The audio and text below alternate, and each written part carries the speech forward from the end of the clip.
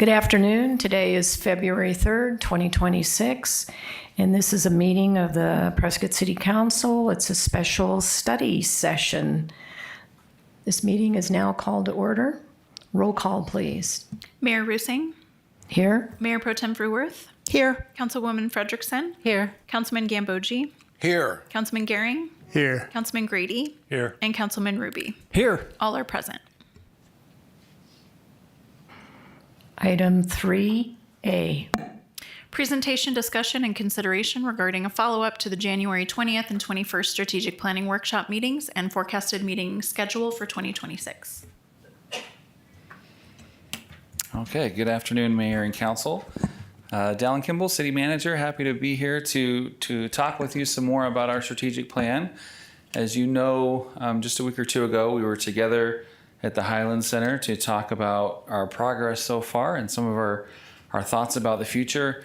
This presentation is primarily a summary of that conversation, but then as you have other thoughts or comments you'd like to bring up, you're certainly welcome to do so, and we can incorporate those before we bring something to the council in the next couple of weeks for a vote on the actual update.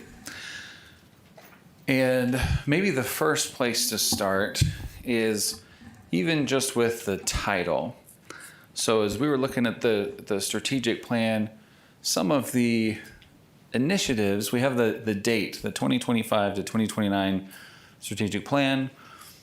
Some of the initiatives in the plan say that they need to be completed by 2031. And so if we're using dates, we could call it the 2026 plan. We could call it the 2026 to 2031 plan. We could call it, Prescott 2030, whatever you wanted to do. But just on the dates, we could incorporate the latest end date in the plan, which is 2031. So again, just first thought, and I see a comment already. Lois? Yeah, when we were first kicking this off, we were doing it in 2024. So it was all of 25, 26, 27, 28, 29, 5-year strategic plan. So at this point, we're already into fiscal year 26. So I definitely agree with changing the dates because this is a moving 5-year plan. And therefore, depending on what year we start, whether that be the fiscal year we're in 26 or the fiscal year we're going to 27, 5 years from that, I'd be fine with the dates. Any other comments? Mr. Gambogi? Having lived in socialist countries, I abhor the term 5-year plans. I think I brought this up last year. So I don't know that it has to be a 5-year plan, and I would just label it the year that we put it together. So this would be the 2026 plan, and if it goes to 2031, I'm okay with that. Mr. Gehring, do you have any thoughts on this? I'll leave it to the wiser people in the council to figure this out. Mm-hmm. Mr. Grady? Here. Okay. Yeah, I like Lois's suggestion that we just keep moving it forward to each of the next years, but keep it at a 5-year time frame. I agree. I think we need to have kind of a time, like you said, a time period, so it's just not open-ended. I think it gives us more focus. Mary? Although there is the emotional cringe about the idea of a 5-year plan, nonetheless, starting the start date with our current year, I think is appropriate. And I don't agree with just leaving it open-ended. I like having an end date, and it will roll along as things get changed over the years. But nonetheless, I don't agree that it should just have a start date, and then when what period of time this covers is who knows. I like the 5-year idea. Mm-hmm. And Mr. Ruby? Having also lived in socialist countries, I don't like the name of the 5-year plan. Is there anything about the strategic plan that has like where it becomes final and retired, or is it just an ongoing program? It's a living document, so we can edit and refine and change. And the idea of a rolling plan certainly works. There may be periods of time when council says, you know what, let's reboot, let's start a new one. Usually when you do that, you'd love to have a bigger community effort and get a lot of input, and you could do that at any point. But the idea of adding, making some tweaks, taking things off as you finish them, and kind of rolling it along certainly works. Okay. And Lois, since you started the conversation, why don't you end it? Well, thank you. I wasn't done. Oh, excuse me, Mr. Ruby. This almost then sounds like an issue of semantics. Like, what do we name it? It could just be like current strategic plan, and we somewhere in the subtitles we know it's like from this year till 5 years out without calling it a 5-year plan. And that's up to the council. We could include dates, not include dates, whatever the council wants to do. Lois? Are you done, Jay? Yes. Okay. Okay, now I'll go. Coming from corporate America, we do 5-year plans and we do 10-year plans, and they mean absolutely nothing other than the time frame that you're allocating resources and capital and other things against. So we don't have nowhere in the old version or the current version does it say 5-year plan. It literally spells out the 5 years we're focused on. So for me, this is about developing breakthrough capabilities that you're not going to be able to get done in a single year overall, and therefore we gave it that time frame. So I like the time frame strategic plan. Great. Okay. So I think I'm hearing consensus, and we're all warmed up and ready to go here for the rest of it. Yeah. So thank you very much.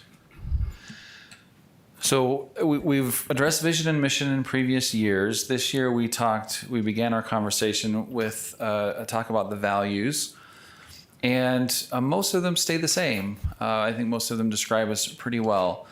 There were a couple proposals here, though. One is to change the phrase having, the value or the core belief from saying we believe in to defining how we serve. There's action here, right? So we serve by, and then listing the values. Having personal commitment and loyalty was rephrased to being accountable. A high level of productivity was seen as implied in excellent results, but we added the value of focusing on our community, and solving problems was enhanced with the phrase practicing innovative problem solving. Very good. Okay, continuing into the plan as we talk about public safety. The first item here is just adding some definition. When we talk about response times, we wanted to be specific about which response times in the category 1, or how do we phrase those. Currently in the plan, in the proposed amendments, we just define those responses as life safety responses. The section on, or the initiative related to cellular connectivity was moved from public safety to the infrastructure section, and result 2.3 was rephrased to safe traffic flow through enforcement, rather than just talking about enforcement for its own sake. And then the disaster response and recovery item that was in the natural environment section was moved here into the public safety section. Yeah, that makes sense. Mayor, Mary? before we get too far into the weeds, I want to step back and at least put myself on the record to the extent that I have a thought. Whether or not it rings a bell with anybody else, I don't know. But under the values idea, and I'm looking at an old version of the strategic plan, and I don't see values included, so I'm not sure where the red line is redlining from. But nonetheless, the last item on the list, be nice. I don't know that I mentioned it within the retreat when we all got together and talked about this, but I am not comfortable with that. It seems very, and I don't mean this as a pejorative, kindergarten. Because what I think is nice is not what other people might think is nice. I can see including a value for being efficient, effective, competent, open, transparent. You know, there are many adjectives I might put on that list, but the be nice, to my view, is rather meaningless and suggests a smiling face as opposed to being competent in your job, which I think is what most people would want our city government to be. So before we get too far into the weeds, I just wanted to include Yeah. that thought. Yeah, and we did have a conversation about this and kind of went back and forth. And I think our city manager made the point that, it's on the back of our business cards, and that people that apply for jobs, they actually are quite engaged when they see Be Nice. And so I think it helps with our recruiting. Mr. Dalen, some comments? Yeah, I agree. So most of the values, to Councilwoman Frederickson's point, most of the values do focus on, excellence and teamwork and, efficient, effective government operation. Being nice was something that was thought of as being just very Prescott, right? People who move here, one of the first things they say is like, wow, everybody here is so nice. With the staff, that is something that we've actually seen catch attention in recruitments, is people go, we've seen a lot of places that say be respectful, but be nice. Like, I really like that. And that's been something that we've heard a lot. So we did have the conversation. This is one that so all of the values, to also answer Councilwoman Frederickson's point or question, the values that we've been using were developed, I believe, in the early 90s. It was a staff-driven process at that time, and we've pushed these throughout the organization since that time. And staff really, they live by these, they're judged by these. And so that was kind of the discussion, is this is something we've had for a long time. It's something that felt really Prescott, and it's something that seems to be giving us an advantage with our current staff and with new folks who are interested in coming here. And so the conversation at the time was to hang on to this one, but I know there were different thoughts in the room, and there could still be. I appreciate that, and I do remember that discussion, Mayor, when we had our retreat, and I didn't expect my thoughts to run the table, but I just wanted to get them on the record with how I was viewing this. Okay, thank you. Thanks. Okay. And any other thoughts on the public safety section? Lois? I know I sent this to you ahead of time. We had gotten some feedback from the community on what does fiscal year blank mean. Is it going to be done before that date? Is it going to be done during those 12 months?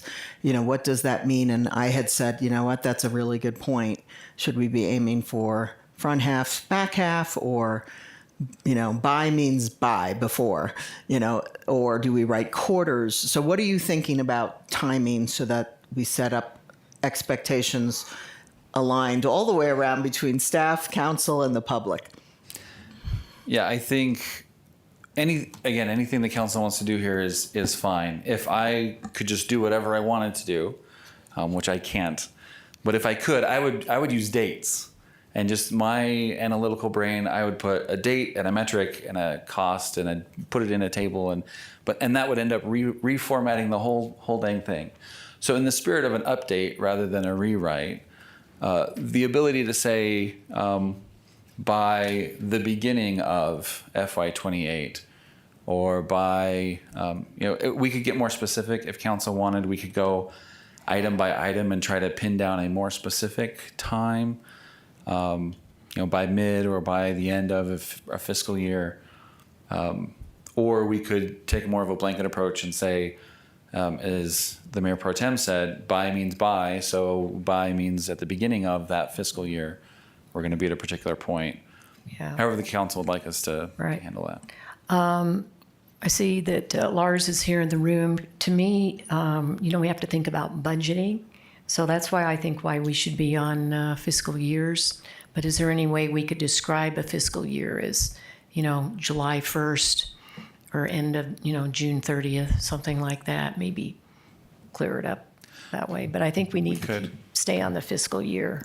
We could put dates. So instead of by fiscal year 28, we could say by July 1, 2027. That's one way to do it. Yeah. Even honestly, by July 2027. It's just, I'm trying to cut digits out of Sure. this thing growing. Yeah. Or Q1 fiscal year 27 but I do like the concept of dates because one of the things you guys are doing is working your way to metrics to go behind this and metrics and scorecards. And so the more we're all clear on what the goal and deliverable is, the more we'll be clear that we're on track to deliver the results. Right. And I think maybe if there's any tension in that topic at all, it is we'd always love to have as much time and resources as possible to complete a project so that we know that we're there and we're ahead of an expectation. And from more of a political perspective, you'd love to see us plowing through and getting stuff done as soon as we can and moving along. So either way, we can go through and put specific dates on each of these, or we can just blanket add a beginning to all of them, whatever the council wants to do. Okay. Any other thoughts? I have Patrick here. Yes, Mayor, thank you. I think it needs dates. So I think for the general reader, seeing a date, not a fiscal year, will be much more effective communication. I had a question, Dallin. So when I'm looking at the plan that we're working from, result 1 for public safety, does that language through partnerships and investments, et cetera, all remain? Yes. Okay. Right. So the only, this just helps me. We're number 1's already been completed. Former number 2, you're changing that language to life safety response times. Right. Okay, and then we moved to cellular mobile. Okay, just wanted to understand how it was transitioning from this dock to eventually a new dock. Yeah. The Thanks. intent here is, again, just to be a little bit of an update. So we're tweaking.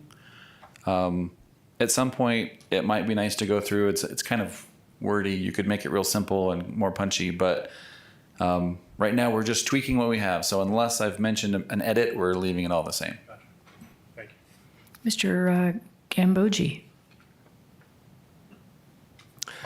I support the idea of dates, primarily because economist Thomas Sowell once said that economics is about dealing with scarcity, and this council and our staff have a limited amount of time.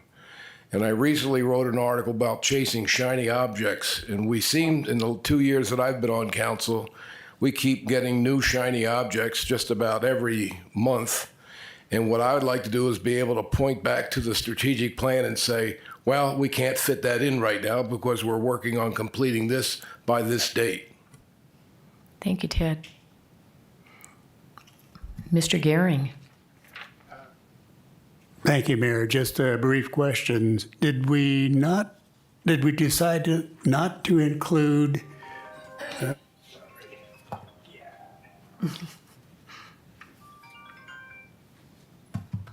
Did we decide not to include a response time of 8.5 minutes or less? So the way that it would read, this would be in the amended version, strategic priority 1, number 2, currently, we'll change the date part. By FY29, 90% of life safety response times will be at or below 8 minutes. Okay, thank you. Any other comments? Okay, thank you. Okay. So the next, this was also public safety. So result 3 rephrased a little bit. So this would say by fiscal year 30, or we can put a date to it, the community will experience a sense of personal and economic safety through runway infrastructure improvements at Prescott Regional Airport that support unconstrained operations of wildland firefighting aircraft, commercial airlines, and other airport tenants. The previous phrasing referred to the same thing, but this focuses our effort on the wildfire suppression first, and then on other economic potential projects second, which lines up with the way that we've approached this with our legislators and the FAA and others. So that's just an alignment issue. Okay. Priority 2 is dynamic economy, and we can start off with fireworks and celebrations because result 1, which was the Economic Development Strategic Plan, has been completed, and we've done that. That was approved just over a year ago. I believe that was November, December of 24, and we've been working on implementation over the last year. There's so that one's been operationalized. For result 2, which would now be result 1, just more specific, again, starting to move towards metrics and numbers and things that can really be measured. So again, it sounds like we need to address the date, but this, as it reads now, is by FY28, the city will attract 300,000 square feet of new commercial development to serve the growing number of residents in the northern part of the community. Right? So we're moving towards a smarter goal, right? The new result 2 then would be a new addition. And this one would say that by fiscal year 28, we would implement business retention and expansion programs that keep 95% of existing businesses in Prescott, help at least 4 significantly expand operations, and promote local successes. Again, so there's your retention piece. The first one being attraction, second, retention. Lois? Just a question on the building blocks to get to help at least 4 significantly expand operations. Is that just a number out of the sky, or do you really think you've got ideas and we'll be able to get it done over 2 fiscal years? We can't name all 4. I wasn't asking. Right? Like, even if I could tell you, I couldn't tell you. But the idea is, with frequent business visits, going to see all of the businesses in the community and asking what they need and asking how we can help, that there will be at least 4 times, and that the number is pretty arbitrary, but there will be at least 4 times where somebody says, I could use a little bit more space. And we can help them or I could use a few more staff, or I could use something that will make a dramatic impact for my business and for our local economy. And we can work together with them to, put things together, to find the bigger space, to maybe help find a program that will fund some staff, to whatever it is that they need. But that we're not just visiting the businesses and saying hi and being friendly and listening, which we need to do, but also that we're actually helping them act in ways that improve their business. Well, and I've been on 2 of the calls, so I know of at least 2 businesses. So I just wanted to make sure there was enough confidence we'll be able to deliver this. So you've got the specifics. Thank you. Okay. Mr. Grady? Yes. I think it is important to put a number there. And I think we could quibble over whether it should be 4, 6, 10, whatever. But I think it's important to have a number. And then when we establish that metric and see how this more aggressive retention program is operationalized, we'll have a more quote unquote credible number as we move forward. And I think it's very important to do what you've done so far. Very good. Okay, great. So moving to number 3, which is also new, and in the keeping with the theme here so far, so by fiscal year 28, The city will attract 300 jobs in aviation, aerospace, advanced manufacturing, technology, and/or healthcare. Technology was added as a result of the retreat. The other three are identified in our economic development strategic plan, so we're focused on that plan as well. And again, the 300 jobs is a number that felt doable, but we don't have a ton of history to know how we're going to do, but we think we can pull that off.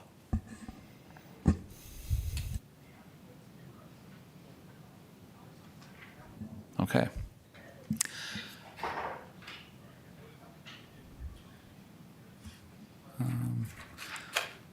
So in the amended, let me see.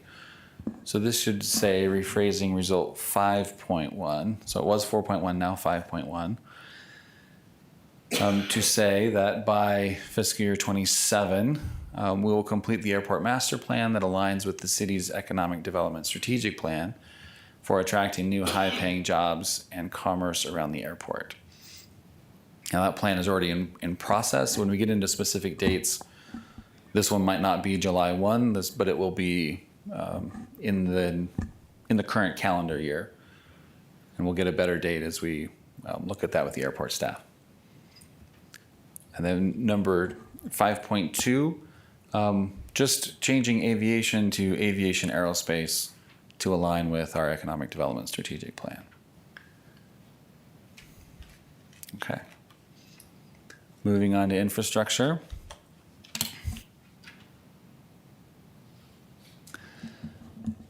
So refocusing, result 1 is talking about the safe, efficient flow of traffic and transportation.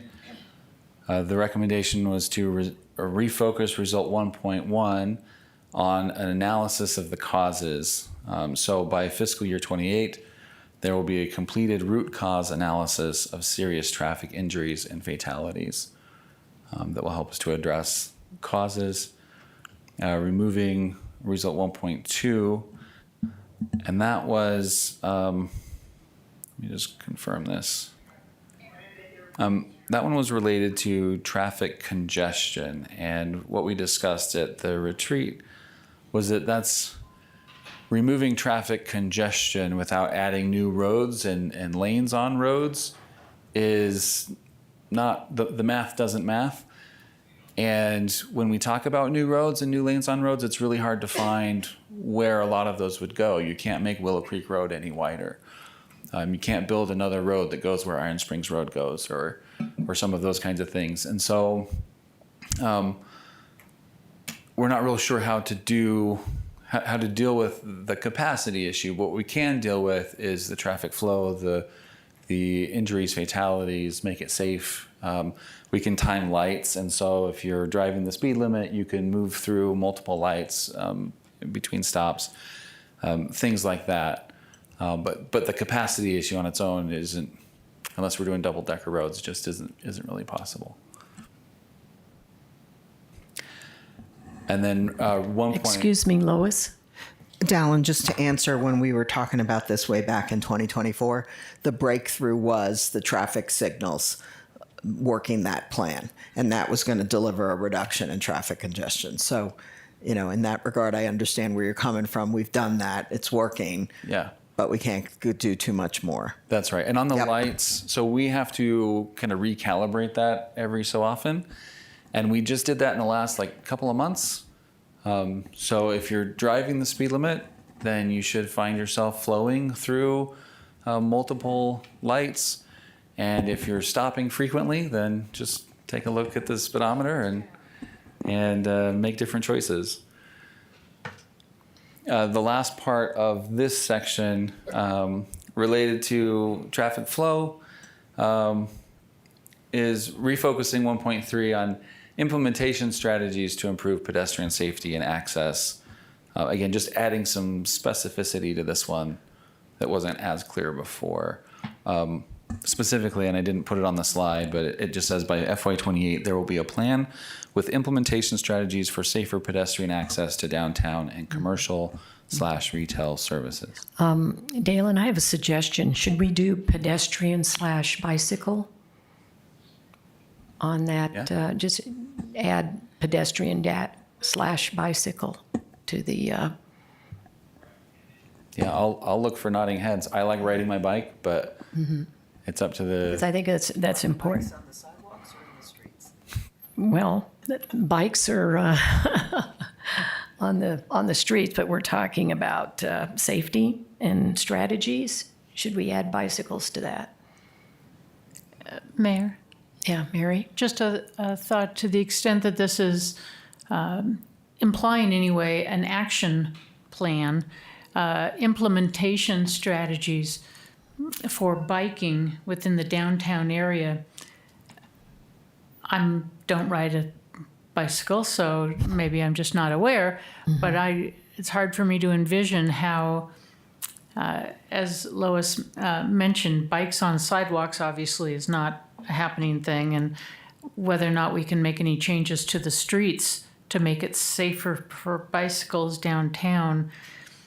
To the extent of an implementation strategy, I'm not sure that that is an achievable goal in the downtown corridor.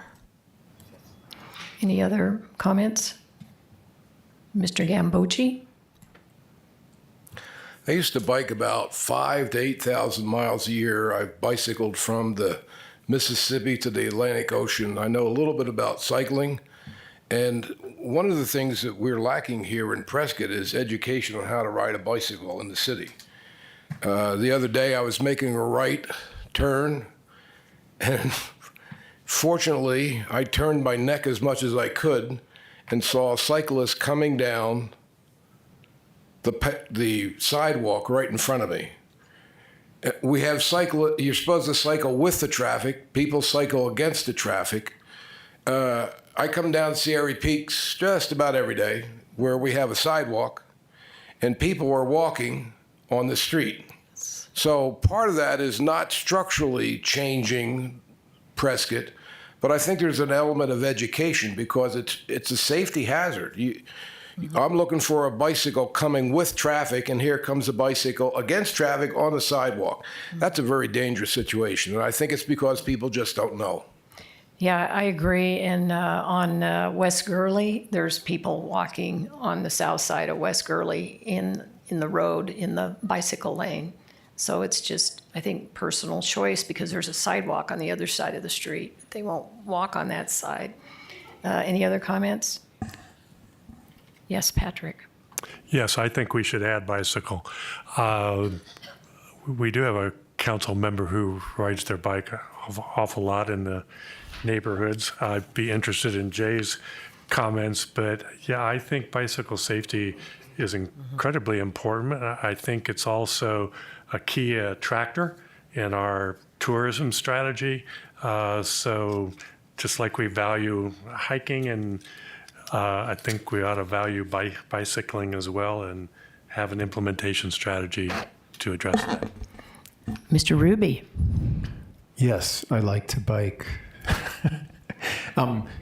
I think it's something that people in the city have wanted for a long time, is that the city to recognize the importance of bicycle accessibility. So I think a lot of people would be happy by this.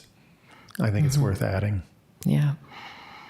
So, I would just point out with the language doesn't say that we would figure out a way to make downtown fully accessible to all bikes. But it would say that we would come up with a few strategies just to try to make it safer for folks who are trying to ride their bike. yeah. Okay. All righty. So let's put that in there. Thank you. Okay. Good.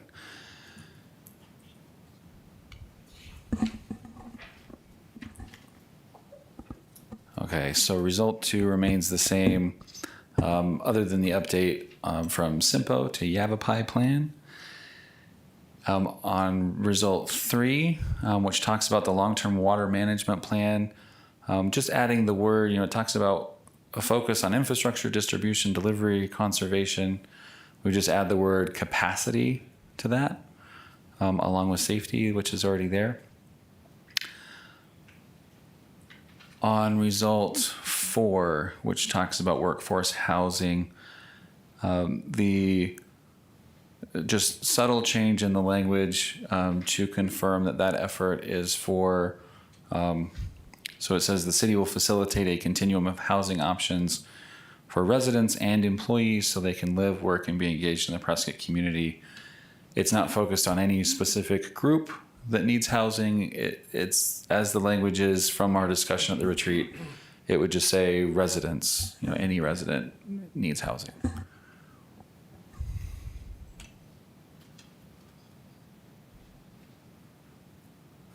Should I just speak? I'm sorry. Yeah. I met with, I think, Lois, you were in the meeting with Vinny and Y Plan last week, and we brought up, they want to be called Y Plan.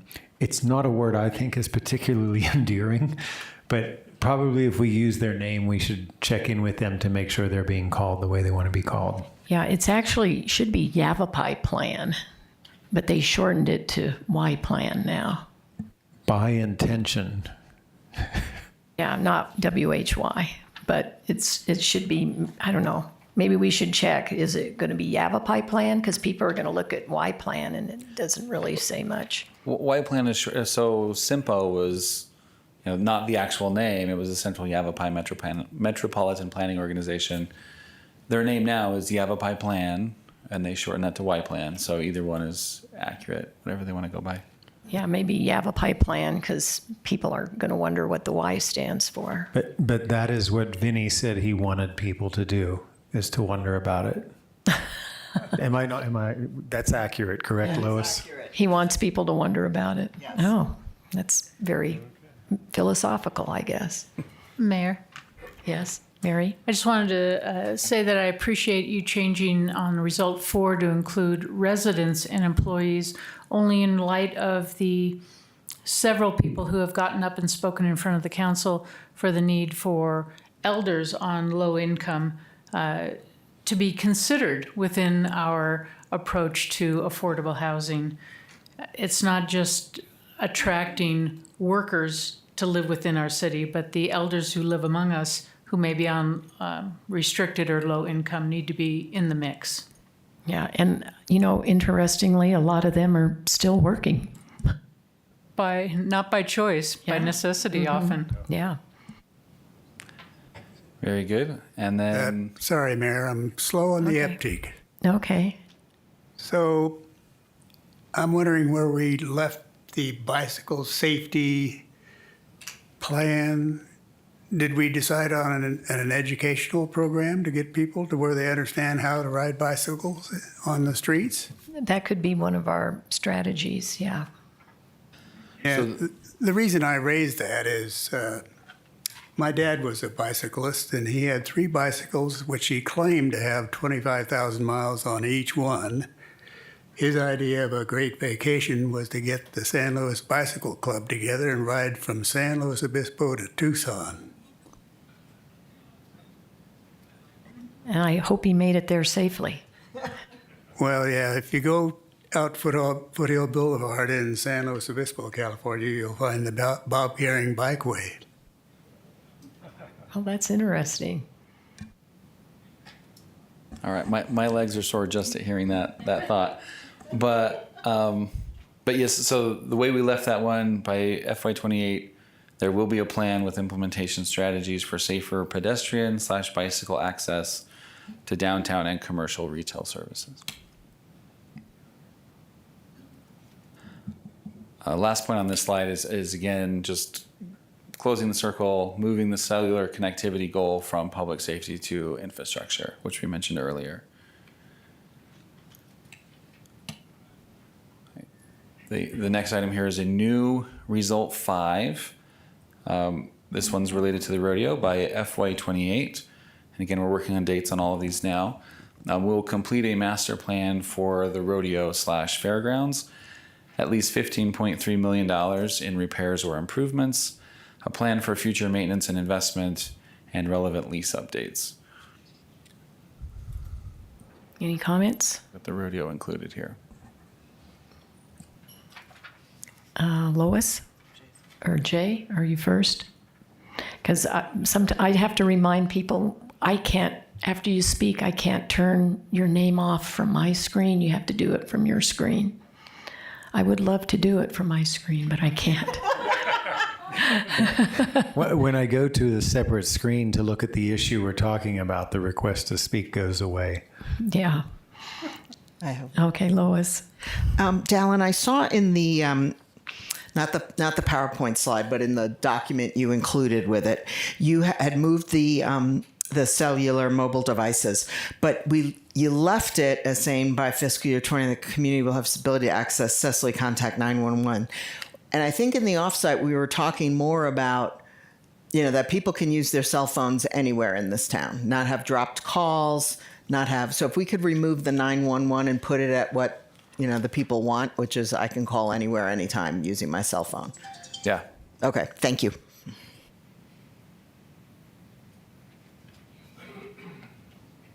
Any more speakers? Okay, thanks. Okay.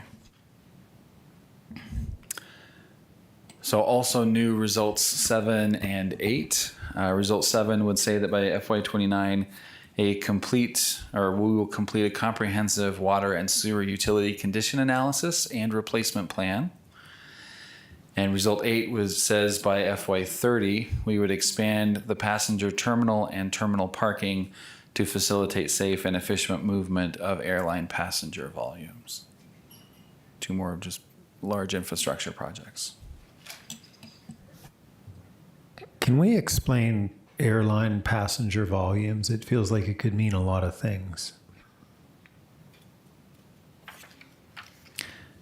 Yeah, we can think about those words. So we're just talking about the number of people who are getting on commercial flights. And as we add flights, that's more people. And we don't know by FY30 if we'll snag a 4th flight or not. But we've got 3 now. So yeah, we can think of another way of saying, people getting onto commercial flights. Could we change that? An efficient movement of increasing airline passengers. Yeah. Because it could read like the volume of the plane we want to increase, like the size of the plane coming in. And I would just say this discussion stemmed primarily from the fact that planes cannot leave with full passenger loads. So they have to remove passengers during the summer. And I know that was part of your discussion of increasing the length of the runway so that the planes could be full as they left. Right. Right. Okay. So really what we're talking here is with respect to the terminal parking, we're talking about airport traffic. With the passenger terminal, we're talking about, pedestrian traveler traffic. And so we'll just, make sure we get the phrasing on that one right, so that it's clear. Yeah, maybe ask the airport director to wordsmith a little bit for us. He knows all the terminology. Look at that.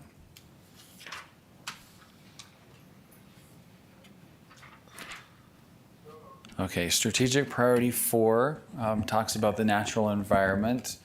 At the retreat, we talked about adding to this category, so is natural environment and community livability. Result 1 remains. Lois, excuse me. It's a hot topic. Yeah, I'm disappointed to lose preserving and protecting, because I think both our natural environment and our community livability, the citizens are asking to preserve and protect. And I think that helps us direct versus just the strategic priority is natural environment and community livability. It's like, what's the goal from a public point of view? So I don't like losing preserving and protecting. I'd be open to other words, but I want to have a descriptor.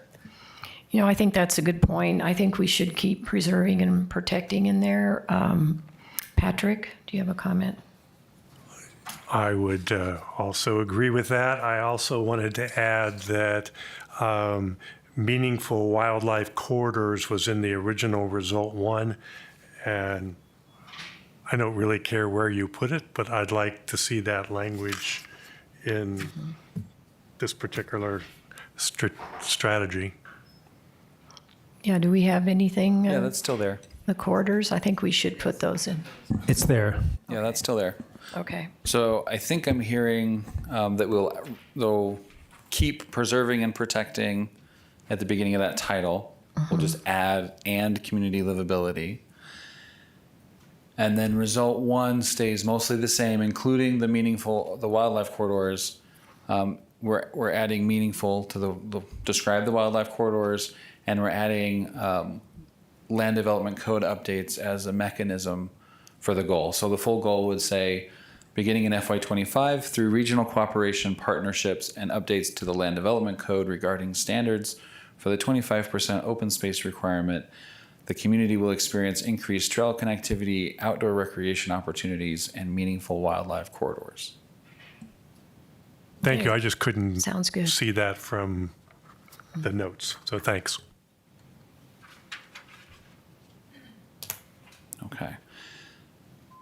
Result 2 had to do with disaster preparedness, and so we've moved that into public safety as that ties in with emergency operations. And we'd add a new result 2. This one would say that by FY28, we will complete and adopt a Parks and Recreation Master Plan with a phased implementation strategy that identifies future investment opportunities, timelines, and funding mechanisms for parks, trails, recreation amenities, tree canopy, open space, and other community identified priorities. Okay, any comments? Okay, good. Let's proceed. Also a new result 3 in this section.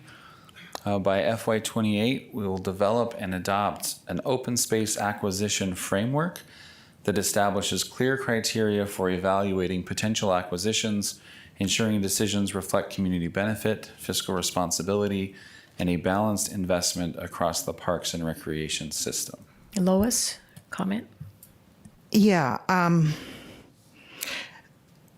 I get fiscal responsibility both in the item you just talked about and now this one, funding mechanisms or fiscal responsibility. I do think, we've had a success with public-private partnerships, so I hope that will continue to be part of the solution. But my concern is this word, a balanced investment across parks and recreation system. That states what the goal is, and until I see the plan, I don't know that I can agree to a balanced investment between parks and recreation. I think I need to see the plan, the status of the current. We may end up investing more on part of the ledger versus another. So that's my only concern right now with kind of leading the witness before we see the plan. Any other comments on that?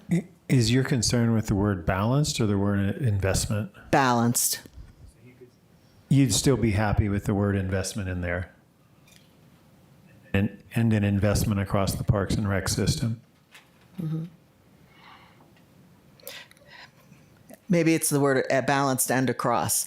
I don't know. I don't know if we're going to invest more in parks or we're going to invest more in other things. So I guess the system is called Parks and Rec, so that's fine leaving the word across.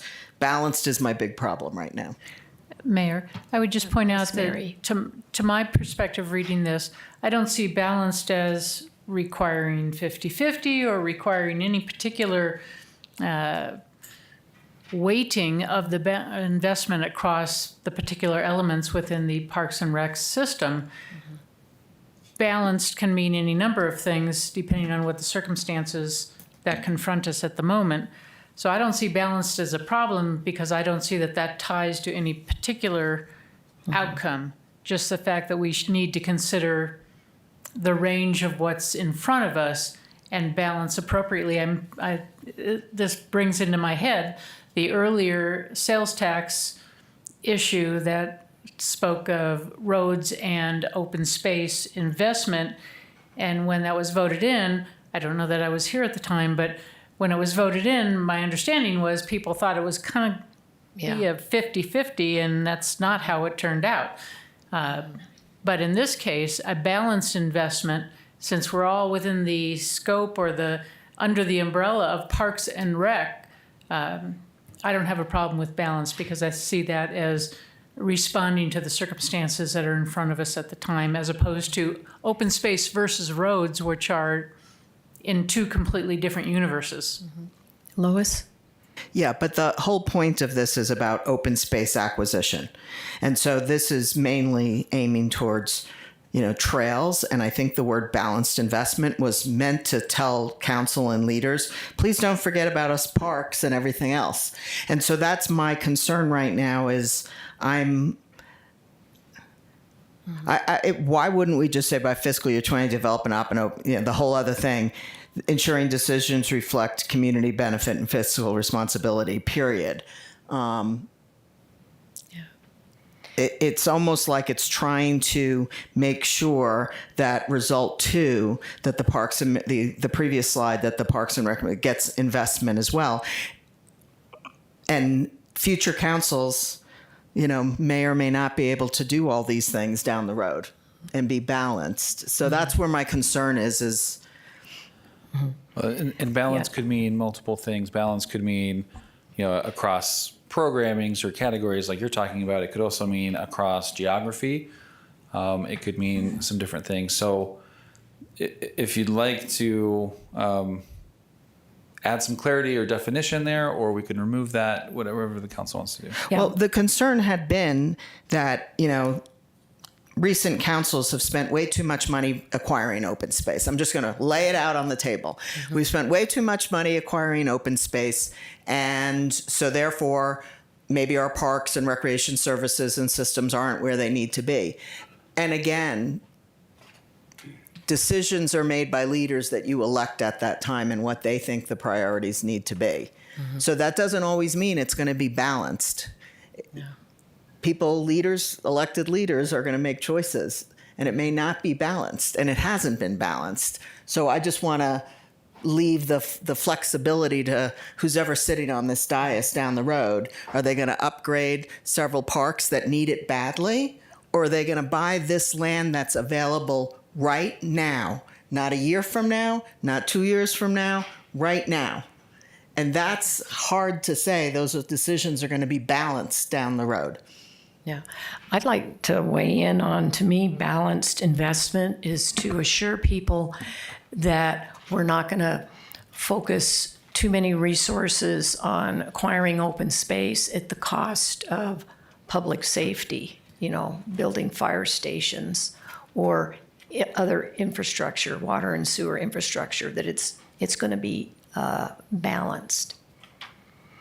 But I don't know, what do you say, Mr. Gehring? Thank you, Mayor.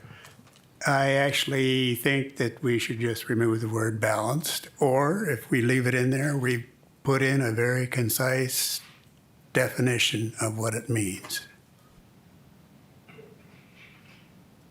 Right.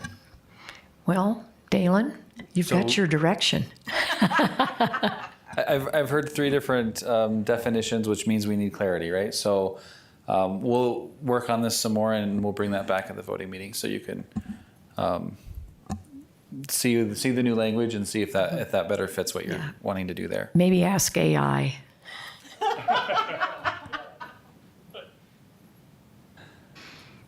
Okay, so then result 4 and result 5 are both new. Result 4 says that by fiscal year 30, we will expand library services for North Prescott.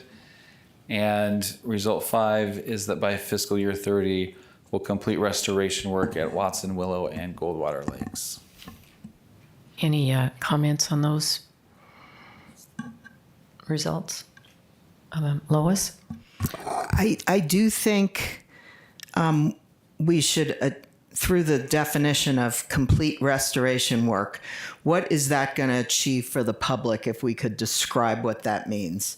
Because otherwise restoration work is beauty's in the eye of the beholder. So just what are we intending and why, for what purpose? Got it, yeah.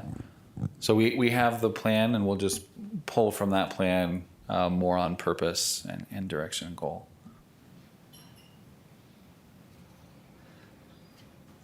Okay. The last strategic category, number 5, is good governance. And some changes here. Result 1.1, as we discussed, has been operationalized and can be removed. So more fireworks and celebration. This is great. We would add a next step to the new result 1.2. So the full section here, there's an existing section, a new section. The full number 2 would say to ensure financial transparency and accountability by FY27, the city's budget will be tied to results. To further increase financial transparency and accountability by FY28, the city's budget will be results oriented and integrated with long-term forecasting. Any comments? Lois. Okay.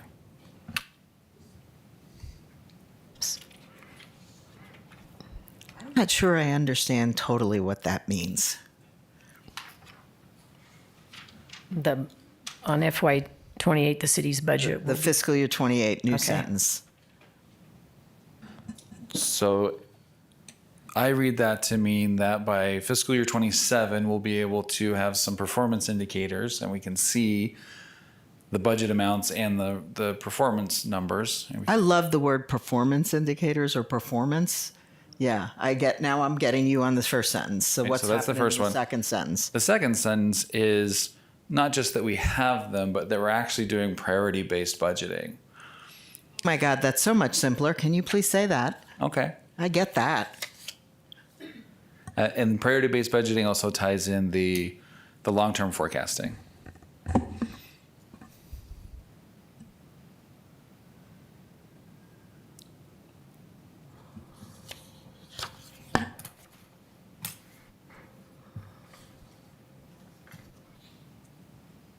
Okay.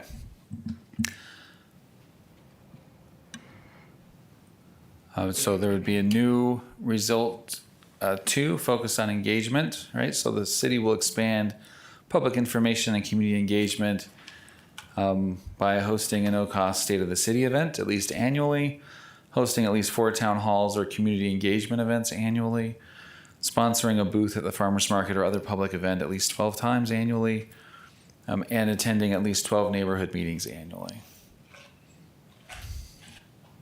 Is that like each one of us has to attend 12 neighborhood meetings, or is that cumulative between city council or staff or? It says the city, so The city. it's cumulative. Because effort.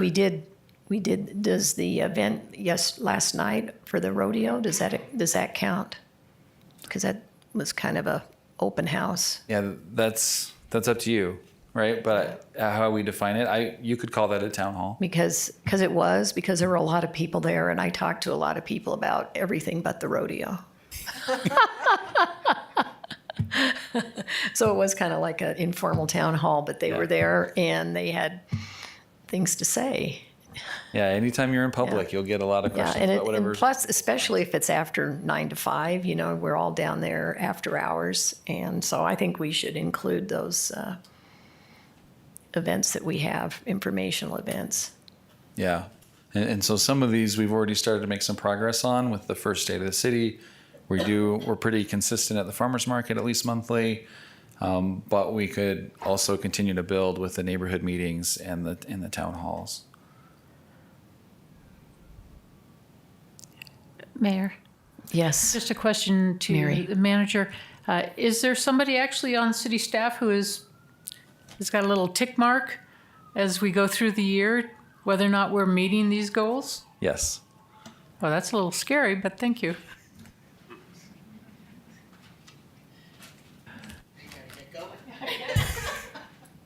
Yeah, time to go meet some people, right?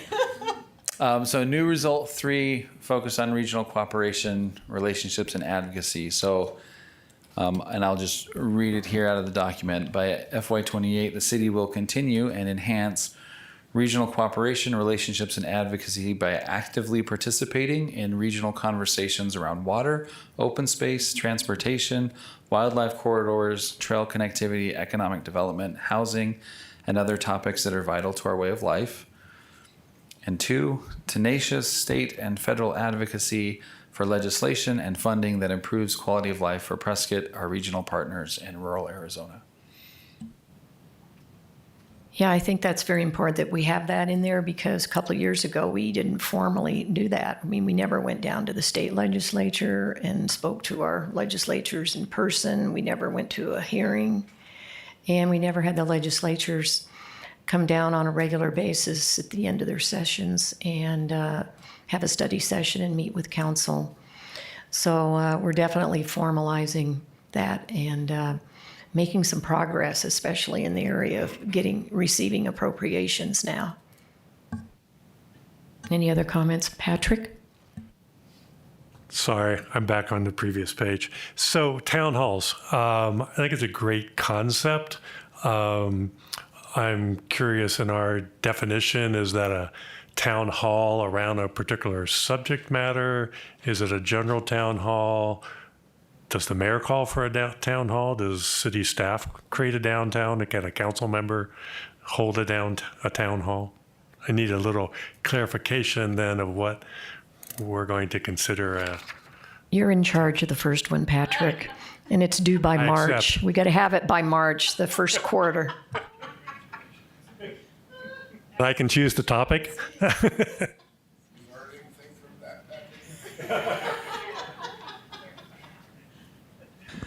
Now we got to meet our I don't know strategic if plan. this is what the council would want, but I would envision something like what the council's policy is on putting agenda items on a meeting agenda. So that would be either the mayor or two members of the council would be able to, determine a subject for a town hall and work with Lizette on hosting it. I think, Dallin, that would make sense if you agree. Yeah. So the short answer to your question was yes. All of those are great ideas. I think we could have some sort of a rhythm where we're watching that if we haven't had a big public meeting lately, that we're just scheduling an opportunity to talk. But we could also focus on specific topics. I find when I talk with public groups, if I will lead off with a topic so they have time to think and then just do Q&A, that usually there's a lot of things that come out and we're really effective at reaching or providing the information that people actually want versus me just droning on what I think is cool, right? So I think there's kind of a mix there where we're all just kind of working together on topics. Certainly if council members wanted to have town halls, we've been trying to work with HOAs and not made a lot of progress there. One of our HOA management companies has sort of blacklisted us as political, and we're trying to explain that that's not our intent, right? So we'll keep having that conversation, but those 12 neighborhood meetings, I think, will be a little bit tougher at first because it's new, but yes, staff will help coordinate as council wants to get out and just listen or talk about a topic. I like Sarah's idea of having either the mayor call for a meeting or having two council members say they want to get together and have a meeting. I think those are all good ideas. I think one of my suggestions, since we're entering fire season, I think something on fire awareness, preparation, home hardening, and also have some insurance people come in, and because a lot of us have had our insurances not renewed, and what we can do by decreasing our risk, we can work with the insurance companies to make sure that they'll still insure us. I think those are a lot of topics that people have a lot of questions about. Yeah, and that could be timely as we get into spring, particularly if it continues to be dry. Oh, Lois? thank you.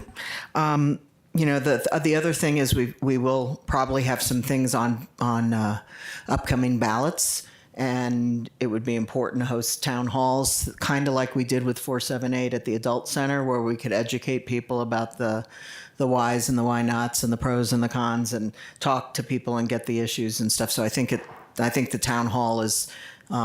It could be very topic-based. That's what you guys were talking, topic-based stuff. And I do think we're going to have several of them coming up in the next year. Yeah, especially the general, we could include the general plan, charter amendments. We all got all kinds of things. Yep. So we should have no trouble on that part. So that completes the strategic plan portion. Thank you for all of your comments on that. Just the last part to talk about, and I'll get some help from IT here, is just the specific calendar for this year. So we have all of these strategies, all these priorities. Now we're a little bit into sequencing. And so we'll get the schedule up here and talk just a second or the time we need, I suppose, about how any of us are going to read that document. Yeah, exactly. There we go. Just so about sequencing, right? So we've already been talking about these special study sessions through the spring so that we can get through a number of issues and keep things moving. But if council would like to change the order, add, remove, any of that kind of stuff, we're certainly open to that conversation in any direction.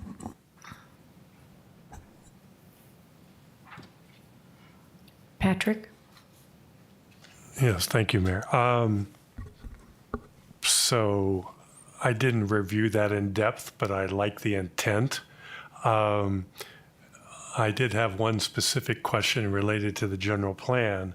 So I think there's a study session on June 9th, and we'll figure out later what the purpose of that is, but I'm concerned is in order to get it on the ballot in November, isn't there a drop dead date like the last council session of June?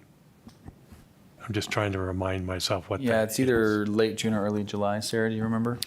In order for me to get the ballot language to the county on time, it would be the last meeting in June. I think at this point, as far as the general plan is concerned, staff's perspective is that we really need some more clear direction on, at the last meeting, it was suggested that all three, like the 2015 general plan, the March and the June 2025 versions of the general plan, would all be reviewed and up for discussion. That's a lot of review.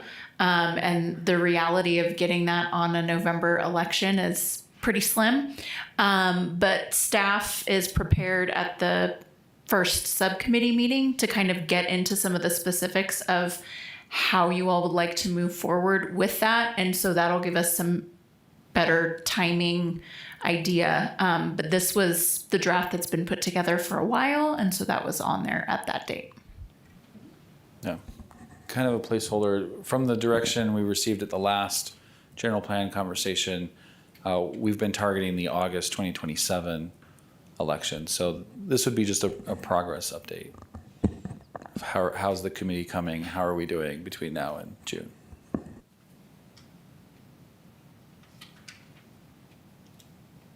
Am I to understand? I thought that we were going to try to get the general plan on the November 26th election ballot. November 4th. Yeah, November 4th, 2026. It's November 3rd. 3rd. Oh, darn. I was so close. So close. I'm sorry. I thought I heard you say November 26th, and it's year I 2026. meant November in 2026, November 26th. Yeah, it could be a moonshot, but you never know. We might do it. And if we don't, then we can default back to August of 2027. The big question will be addressed when the committee first meets and they have to publish a schedule and they'll have to discuss that. And one of the big questions is, what are we going to do with the current version of the plan? Because we have notice requirements. So for revamping the plan, we have a much longer notice requirement that makes it impossible to do it this year. If it's just a tweak of the current version, then possibly we can make it. But that's going to be the first discussion at that subcommittee meeting. Plus, we have to get the consultant hired and get their input too. Mayor, just to clarify, Mr. Young, is there some bright line that we can think about for those of us who are on the subcommittee where it falls from little tweaks to revamping? I wish there was a bright line. There is not. So we make a reasonable determination based on what we're going to do at that point. But no, to answer your question, there's no bright line rule. I was afraid not, but thank you. Mayor, Jim? a couple of general questions on the strategic plan process. It seems to me that a lot of the strategic plan that we've been talking about is going to add to staff workload. And it also seems to me that a lot of the strategic plan might have an impact on budgets. Curious what your thoughts are on that. I agree with both of those things. So the lot of workload and budget. So if the council approves the plan with the updates or even with the existing plan, that's just the first direction for staff. As we're looking at our budgets that we're preparing and we look at our work plans for the year, we prioritize anything that's in the strategic plan. And if for whatever reason we were in a situation where budgets were particularly tight and we didn't think that we could complete a project, then we'd have to come back with a recommendation to delay that particular thing or change it somehow so that it could work. But to the extent possible, when we're developing our budgets and we're developing our work plans for the year, we just prioritize those items and try to get them done. And then we talk about that through the budget process. It's also possible that in a particular budget, council could say, hey, we know that this item is in the strategic plan, but in this particular moment where there's some other priority, right? Maybe we're needing to divert money to attract public safety employees or whatever it is we're doing. So it's a living document. We can change it, we can update it, we can all that kind of thing, but we'll prioritize completing this work over other work and opportunities. Yeah, and I'd like to say thanks to the consultants that worked with us. They were catalysts to help us keep focused, and they were very instrumental in helping us come up with this strategic plan. Yeah, it was Michelle Ferguson with Raftellus did a fantastic job. I had a quick question because Yes, Jay? we mentioned the state legislature. Is there a date set when we're going down to the legislature? We just went down last Monday. It's important that we go down as soon as possible at the beginning of the year because that's when they start their session and they start working on their budget. So you have to get your appropriation requests in. And then at the end of their session, I believe is it August, September, when they're done? They're supposed to be done by the end of April. Yeah, but it's, They're required to be done by the 30th of June at the latest. But Yeah. August and September are painfully accurate. yes, that's what I've never seen anything in April end. But then that's when we get them on our schedule to have them come here and have a study session and give us a report as to what to expect, what they did, and then we communicate to them what our expectations are and just kind of have a... So you just said we went down last Monday because I don't remember being down there. Oh, I'm sorry. Yes, it was the Mayor Pro Tem, and Dalen, the city manager. The year before we went down, and it was felt that we had too many people. We needed to be more focused. And so if you would like to be included next year, we'll certainly consider that. Thank you. I would add too that we, like last year, we went down multiple times. There's still other opportunities this year when we may go down, and particularly if we're watching the legislative updates we get from our consultants from State 48 and other kind of activity. If there are particular bills that we can go and testify in relation to, advocate for or oppose, those are really great opportunities to get down there and get kind of meaningful face time. So the 26th was our first time down, kind of an introductory. Hey, here's what we're doing this year, and then we'll continue to watch. And when it's strategic, when it makes sense to do so, we'll schedule other visits. Yeah, let me clarify. Our plan was to at least get one meeting and get the ball rolling. But there are opportunities for, as they come up, our lobbyist lets us know that, hey, there's a hearing coming up. You might want to come testify. So yes, there is. We're trying to get a two-way conversation going where in the past we had no conversation. Lois? Okay. Regarding the calendar, there's a couple of things that kind of struck me. One, the mid-year budget report being at the beginning of March. I seem to recall in the past we were doing them more at February, more mid-year.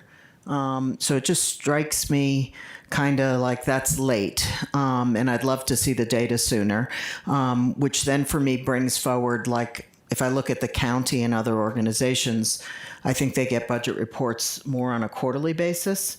So that's what I would love to see and strive for.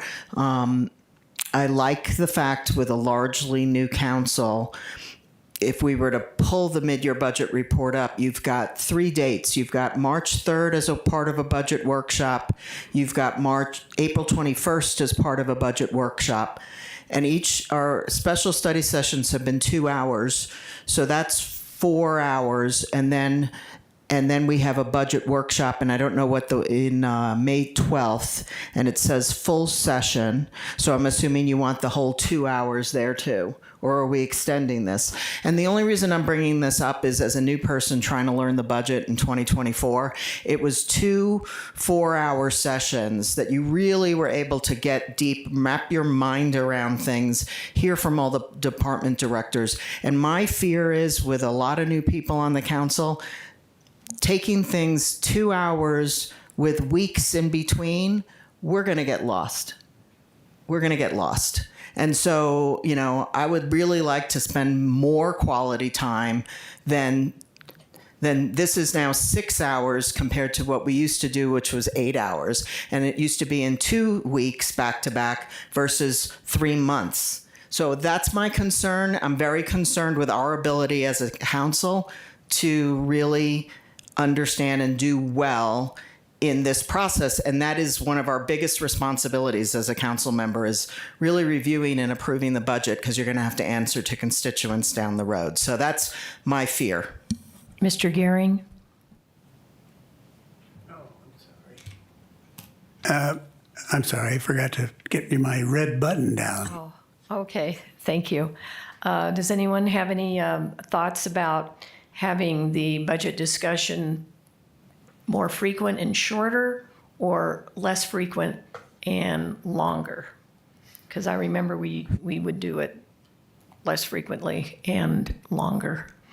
And Lars is here. Do you have any thoughts about this? He's our finance director. Yes, good afternoon. We structured this a little different. I mean, the mid-year got pushed a little bit based on other priorities, but 2 weeks. yeah, 2 weeks later. The idea with that one is we would give you an overview of what challenges we're facing this budget. So you're kind of made aware of what we're dealing with, and then we come back later to give you an update how we solved that or how we balanced the budget. But your suggestion to kind of consolidate the work, especially the the April 21st and then the May 12th, get those closer together, that's totally fine with me. But if we do that, it should be in May instead of April, to get us the time to put the full budget together. Because when's the deadline? We adopt the tentative budget in the first meeting in June. Okay. Yeah. All right. Okay, Mary? Just looking at that first budget-oriented meeting on March 3rd, and including both a mid-year budget report and the 2027 budget workshop. I know, as Lois might mention, there are several of us on the council now that are fresh faces. As a 2-hour period, I can only imagine that being taken up with the whole 2-hour period to get my head wrapped around where our current budget is sitting and the challenges that the city is facing. I don't see that there would be any time left over at that point to begin talking about the next year's budget. So I don't know if there's going to be enough time for the new people on the council to absorb what is being presented if there is both talk about the current year's budget and looking ahead to next year's budget. Just as a new face, that's my thought. Lois? Same day, we have another topic. So in a 2-hour meeting, we're going to do 3 topics, and the other one is important too in terms of solid waste funding. So I just don't think this is a plan that's going to get me where I need to be to vote in June. There's going to be 4 other issues, big things going on: the rodeo, WUI code adoption, all these land development code options. You're mentally fragmenting us. So if you really want us to get our minds wrapped around these things, please don't take us 1 hour at a time spread over 4 months. I just don't think this is a plan for success. And I've said this multiple times, and it just continues to perpetuate itself. So I'm not sure what I have to do to change this plan, what I have to say. So I'm saying it today in front of everyone in the public that this is not working for me. And I know what I'm doing because I've been through 2 budgets so far. Yeah, I agree. Even with a longer meeting, you kind of get into a flow, and instead of stopping in mid-flow and then having to come back and start all over again. It's kind of like being in school and having frequent Christmas breaks and holidays, and the teachers trying to get the kids back in back in the groove. But so what do you think, Mr. Manager? So generally, in all of the years that I've been here, which is quite a lot, the mid-year budget report is sort of a brief synopsis of where we are at in our current fiscal year. It is done in a study session, either end of February, beginning of March. And in fact, last year it was part of a study session that had 5 total items on it that were all kind of brief updates. But it isn't usually done in alignment with kind of a preview for the next fiscal year budget. When we were putting together sort of the general outline for the study sessions, it was indicated to me that there was a request from a couple of members of the council to have a number of meetings related to the budget over the course of time, so that by the time we got to the main budget workshop, which we always do in May, there would be a firm understanding, hopefully, of all of the steps in the budget process. So that end of February, beginning of March is typical for the mid-year budget, because that's kind of a recap, as I said, of the current fiscal year that we're in.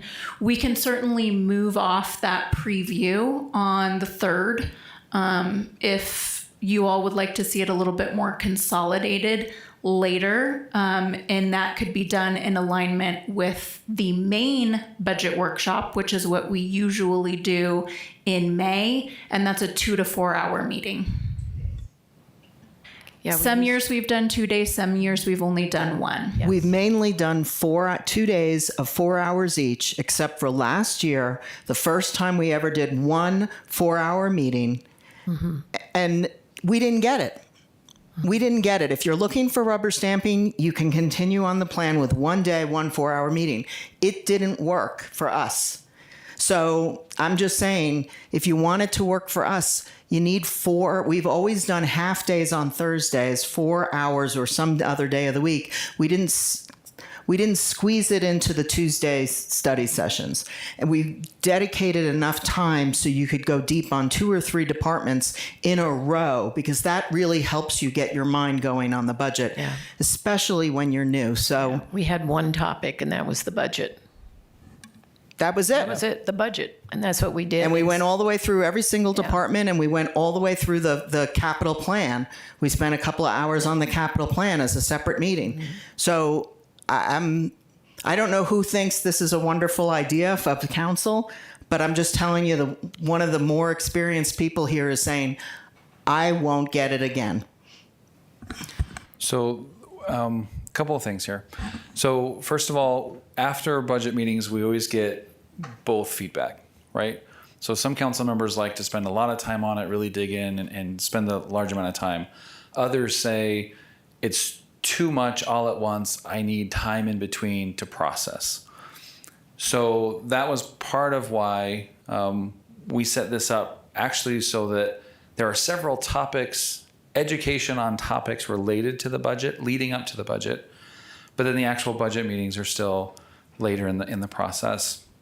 The thought with the fiscal year 27 workshop in March was also along the lines of, when we get to the budget conversations in May and June, the budget's basically done. And if there's a significant change that the council wants to make, it's a heroic effort to get there.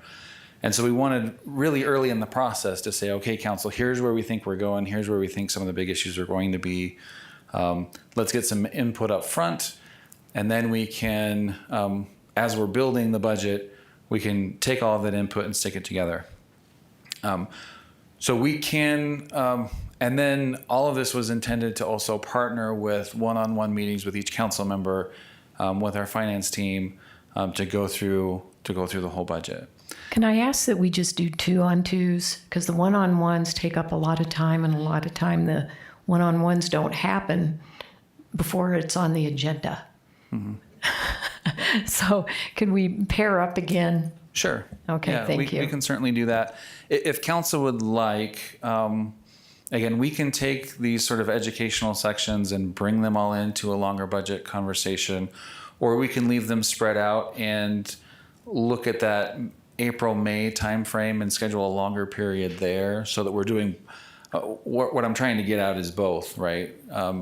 Avoiding the too much too fast so that people can process and follow along, but also having the time to make you feel like you've had the time you needed to dig in deep and really understand. So I don't know if you have further thoughts on that, but in my head, just based on the conversation, I'm thinking, we could take that April meeting and the May meeting and combine them into a longer session. Maybe it's the 2 days, and then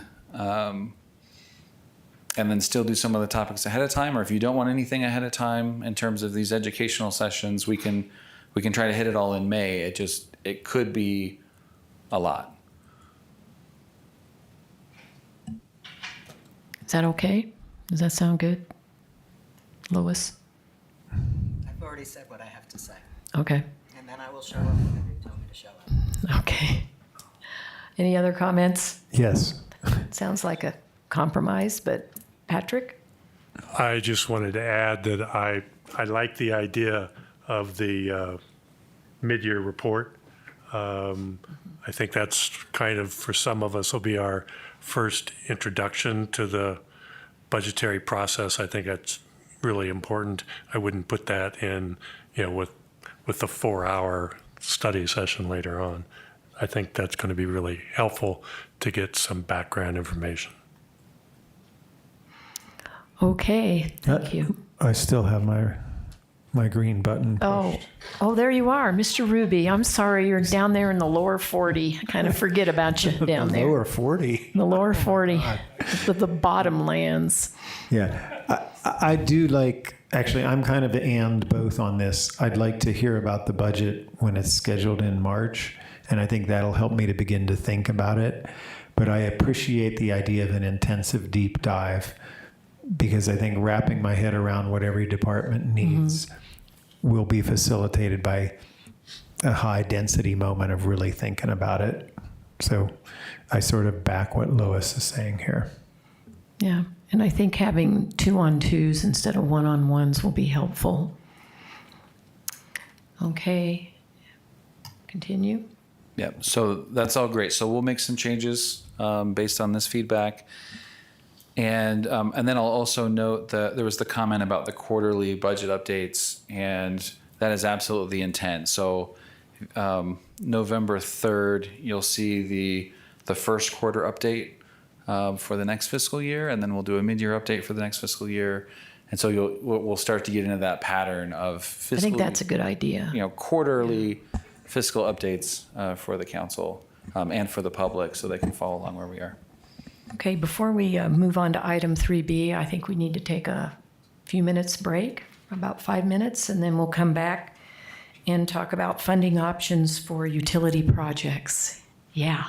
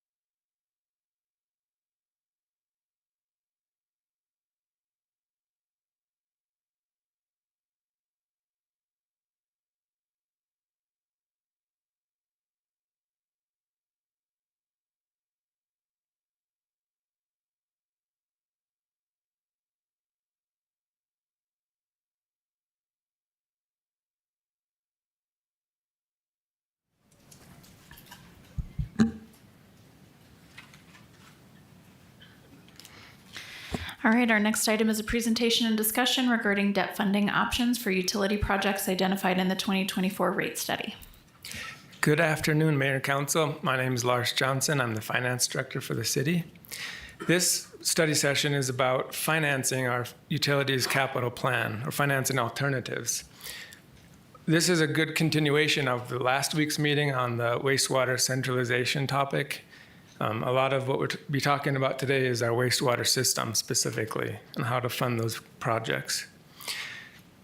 So today, there'll be two parts. I will give a background kind of about the rate study, the rates that were previously adopted, talk about our current debt that we have, and what the future plan looks like for our debt, the amount of debt that we'll be needing to acquire.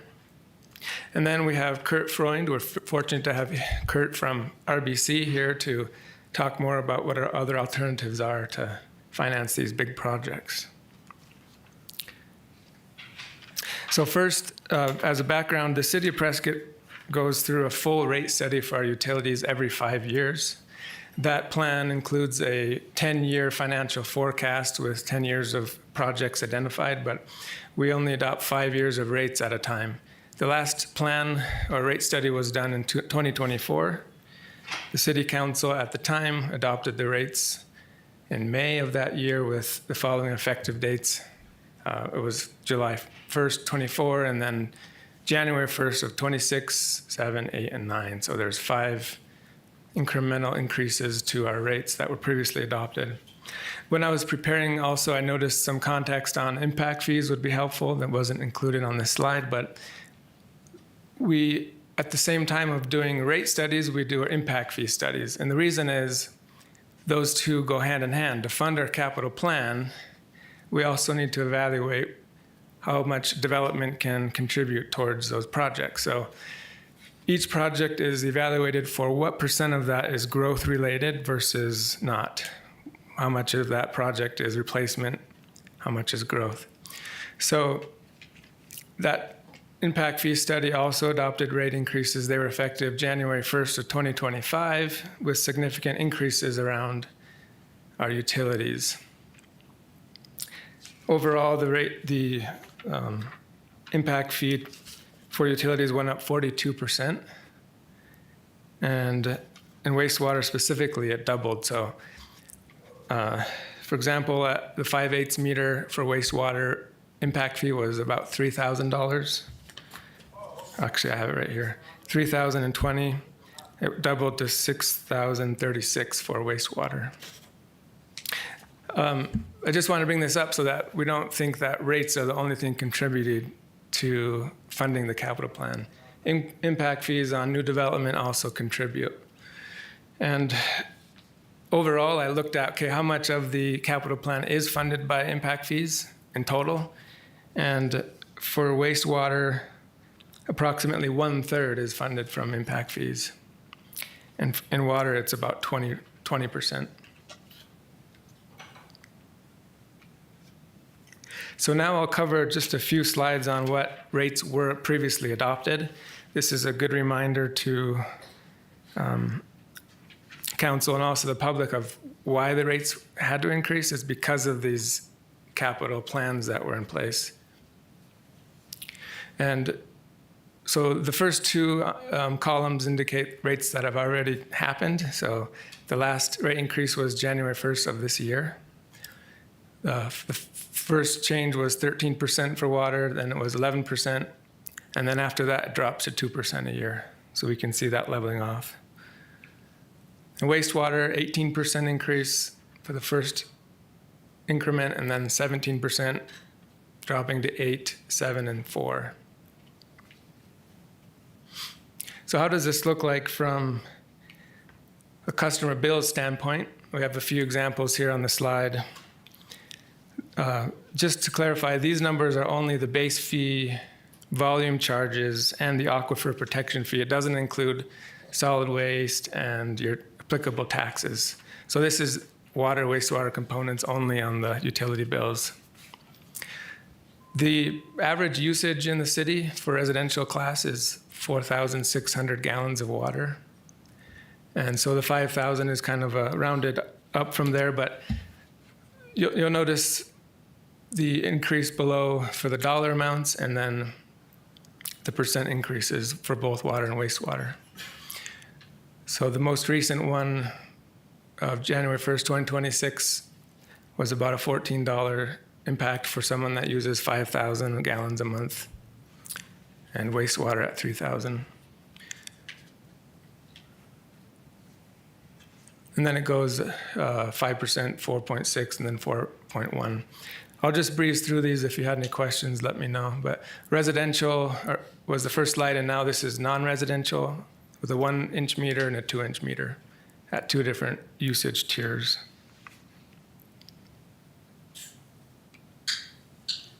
Now, shifting more into utility debt,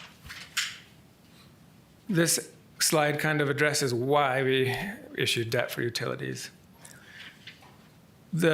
When we issue debt, we know it's going to increase the overall cost of the project because we're paying interest over the long period of time. But there's some trade-offs, and one particular reason is these large-scale projects have a useful life of 30 to 50 years. So if we were to set rates to fund those with accumulated balances, our rates would be extremely high. So this allows us to deliver projects out into the future to serve future customers, and having customers pay for that as they're using them through debt service. We know it's important to evaluate the financial strength of the utilities, and that's what the rate study does, especially around requiring sufficient revenue to cover the debt and operations and maintenance. We also have a debt service coverage ratio that is monitored, and we have a covenant with our current debt holders to maintain a certain ratio of revenue versus our debt service. So that's also a important aspect when we're setting rates and then considering debt. Now a little bit about what our current debt looks like in utilities. We currently have 13 different loans with the Water Infrastructure Finance Authority. To this point, that's the main mechanism we've used to fund these large projects. Our total balance as of June 30, which was the last fiscal year that we closed, was $98,832,000. The terms of the loans range 20 to 30 years. And in addition to WIFA, we also have one revenue bond outstanding, and that's for the Big Chino Water Ranch purchase. Some of you on council recall that we recently refinanced that. It was held under the MPC, Municipal Property Corporation, that was refinanced to get a lower rate.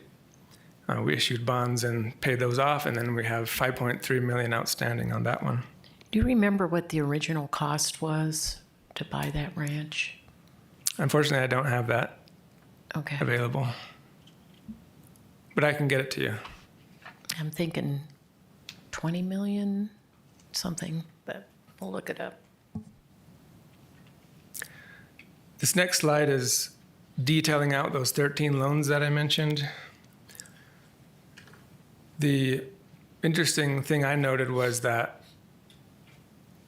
we have several loans that are just about ready to be paid off. So drinking water means our potable water delivery to customers, and clean water is our wastewater system.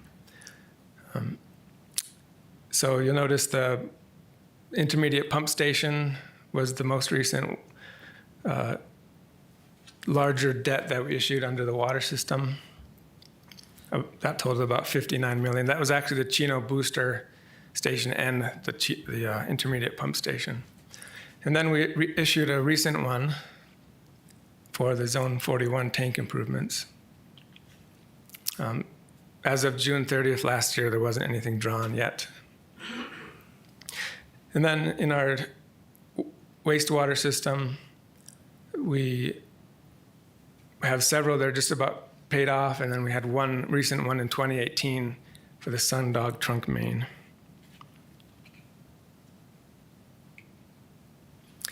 Now, what does it look like for the future debt? The rate study process includes an evaluation on whether we should be issuing debt for projects or whether we can cash fund, or another term we use in the industry is pay-go. You pay as you go. The balance, the balance in the utility enterprise is that we have to look at cash reserves, debt service coverage, and then maintain lowest possible rates possible. So those are the delicate balance that we have to look at. But the study then identifies which projects we intend to issue debt for. And in the last study, we had $142 million total capital plan for that 10-year period in the water enterprise, and 27 million of that would be debt funded. The wastewater enterprise had a 230 million total in the capital plan, with 192 million of that funded through debt. So as we've gone about this capital plan, we issued the last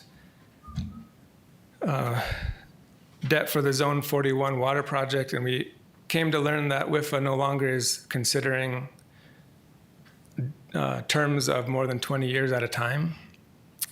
Is that a federal decision, or was that our state legislature? I think it's the WIFA board. They're an independent body. They can set policy. But to be honest, I don't know exactly where it comes from. We just, WIFA board. WIFA board, is it state level? It's an independent authority with, it's Arizona State. Okay. But we assumed in the rate study that we'd be able to issue 25-year terms. That allowed us to set our rates where they're at. So if we have an issue where we have to issue a shorter period debt, then our debt service goes up, and that's going to put rate pressure for us. So we started looking into other options for financing our wastewater utilities, especially. And this is kind of summarizes the proposal, and then after this, we'll have Kurt Freund kind of give more a deep dive into what alternatives there are for us as a city to finance. But essentially, the 27 million for water, we would consider still using WIFA for, and the 20-year terms are acceptable. The one benefit we have with WIFA is they have something called forgivable principal. So it's, in essence, it's a grant. They issue the financing, and they'll say a certain portion of this you don't have to pay back. But that's only in the drinking water side. Now, that benefit doesn't exist in the wastewater, to my knowledge, and I look back in our history, we've never gotten forgiven principal in wastewater. So there's less incentive then to use WIFA for wastewater. So our proposal is that we'd pursue revenue bonds, city-issued revenue bonds, as the option for the longer, 25 years or longer term financing, to keep rates at previously adopted levels. And we're also noticing that, the estimates we put in the capital plan, and Public Works is here if you'd like to have more clarification, but as these get engineered and designed, the costs seem to go higher, not lower. So we'll need more flexibility on our rates to have longer term on the debt, is what we're looking for. Now, as we go forward, we'll continue to evaluate the best cost-benefit approach for both WIFA or revenue bonds, but this is kind of the approach we're looking at. And with that, I'd invite, first, actually, Council, do you have any questions for me before I turn it over to Kurt? Mr. Ruby? Oh, That was left over. That was old. Okay, how about Mary? Lars, do we know why WIFA reduced the term possible to 20? Kurt has an answer. I actually don't know. Thank you. I'll wait for that then. I guess the other was when you said that under a WIFA funding project, there's the potential for forgivable principal. Yep. Do we have some sense of whether or not that's actually something that might happen, could happen? Has it happened much in the past? If we're thinking about it as weighing the factors for the funding source, do we have any sense of certainty that some percentage will be forgivable? And maybe our next speaker will be able to speak to that. I think Kurt has some more detail, but I'll tell you from the city side, we have got the benefit of forgivable principal, and I had some schedules on that, but it's been significant and worth it. Thank you. And I'm be waiting on the answers. Thanks. Any other comments? So, Mayor, if you click your blue button, it'll take you to the current item, and then you can see who the speakers are. It says details at the bottom. Maybe zoom out, and then you can zoom back in.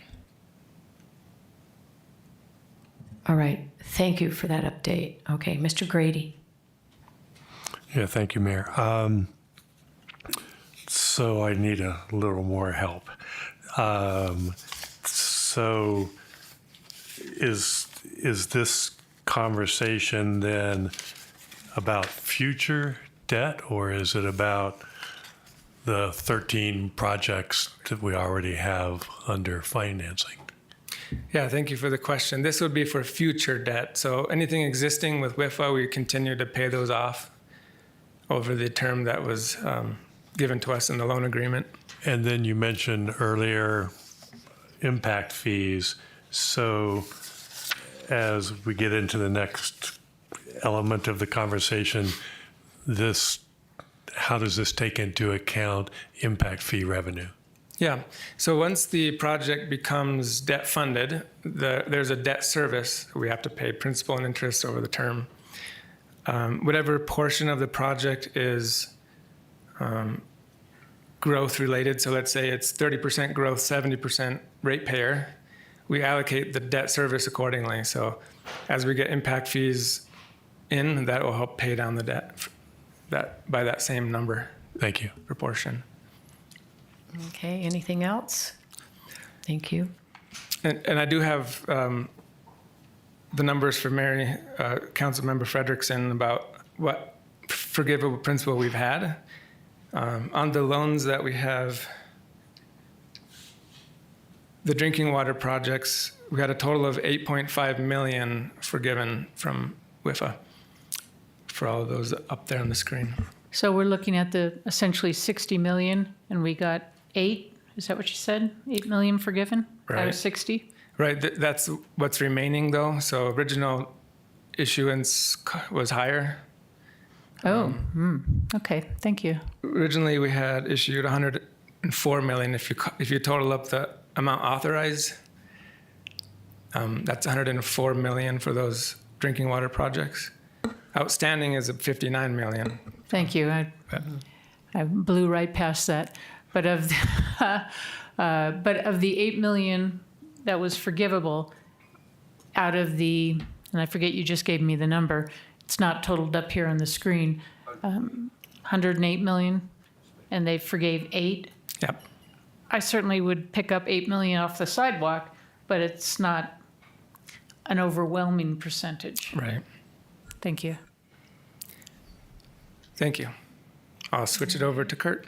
Okay, thank you. If IT could pull up the next slide deck.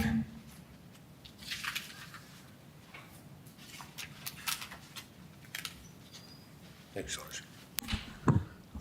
Madam Mayor, members of the council, good afternoon.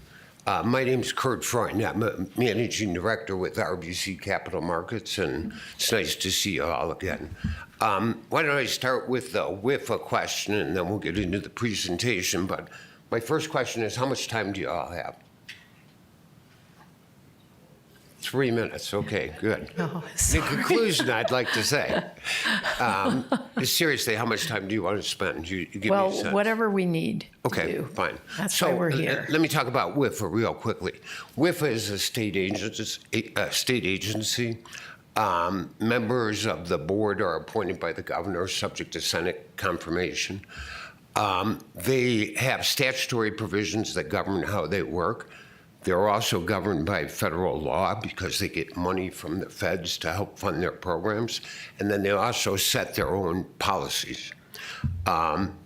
Relative to the financing term, they'll go out longer than 20 years if the project is more than 50 million. you don't have any projects that are more than 50 million. So that's sort of how they deal with financing term. They like to keep their financing shorter, is sort of what their approach is. So they've always done longer than 20 years, but with that caveat that it's got to be a big enough project. They do forgivable principal for sewer projects, but they have to be less than $4 million. So you don't have projects that are less than $4 million, so you don't qualify on that front.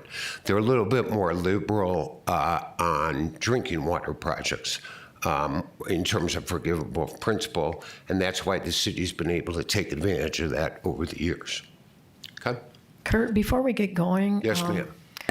What is your background? I mean, were you hired by the city, or did you, are you the broker for these bonds? How do Sure. you fit in? Let me give you the whole storyline on that. A couple things. My background. Originally, I worked for the state senate. I was the senior fiscal person for the Arizona State Senate for about 8 years, back in my formative years, a long time ago. For the last 37 years, I've been doing what I do now. I was working as an investment banker, not a broker. And as an investment banker, we provide advice to municipal entities, state government, local government, school districts, public universities, nonprofit hospitals, et cetera, on issuing municipal bonds. And what's the name of your company? Name of the company is RBC Capital Markets, And what does RBC stand for? Royal Bank of Canada. Royal Bank of Canada. Yes, ma'am. Oh. And so our capital markets, Royal Bank of Canada, short marketing pitch here. Royal Bank of Canada is a large global bank. The bank is headquartered in Toronto. It's the 9th largest bank in North America. Our capital markets group is headquartered in New York, and I'm part of the capital markets group. And so, this is probably more than you want to know. So, Fascinating. sorry, our RBC Capital Markets acquired a firm called Rauscher Pierce Raffness, which was a broker-dealer firm that did capital markets work in the state of Arizona. It was a firm that was formed when Glass-Steagall passed in the 30s and kicked investment banks out of banks. So at that time, Valley Bank was the bank in Arizona, based in Globe, Arizona. And when Glass-Steagall passed in 1931, the gentleman that worked in the bank that did public finance moved into their own firm. And so the firm's been in operation here in Arizona since the 30s. Not me personally, Mayor. Okay, just for the record. Okay? Does that help? And we've been working with the city for, 20, 30 years. Does that give you all good feel, good background? Except for the Canada part. No, just kidding. I'm with you. Okay, so let's see. So we have this deck. So as Lars just went through, the city's embarking on a significant capital infrastructure program for your wastewater system, where you're talking about issuing a fair amount of debt. And I thought Lars did a nice job of talking about why you issue debt. I mean, certainly the cheapest form of funding is to just pay cash. But the unfortunate thing about paying cash is you got to accumulate quite a bit of it. And to do that, you have to have exceedingly high rates to meet the needs of your wastewater department. So bonding is a way, or debt issuance is a way, to spread out the cost over a long period of time, keep your rates lower in the process. And this will come into play when you talk about the duration of the debt you issue, whether you go out 20 years or 25 years or even longer. What the city staff did in conjunction with RBC was take a look at all the different options that the city has for undertaking debt financings for the capital program. And you can see on this slide, we looked at 4 different approaches, really, which are the 4 available to you. One is general obligation bonds. The second one is excise tax revenue obligations. The third is wastewater revenue obligations. And when we talk about wastewater revenue obligations, we're talking about either debt issued directly by the city or borrowing through WIFA. So when you borrow through WIFA, you issue wastewater revenue obligations. WIFA buys them from you and makes a loan of money to you. So important thing to keep in mind as we talk about these. I'll talk about each of these in a little bit of detail just to give you a feel for them, and then you all will be able to provide feedback as to which one you like. We do have a recommendation based on what we think you like, but that's why you guys are the electeds, right? Okay.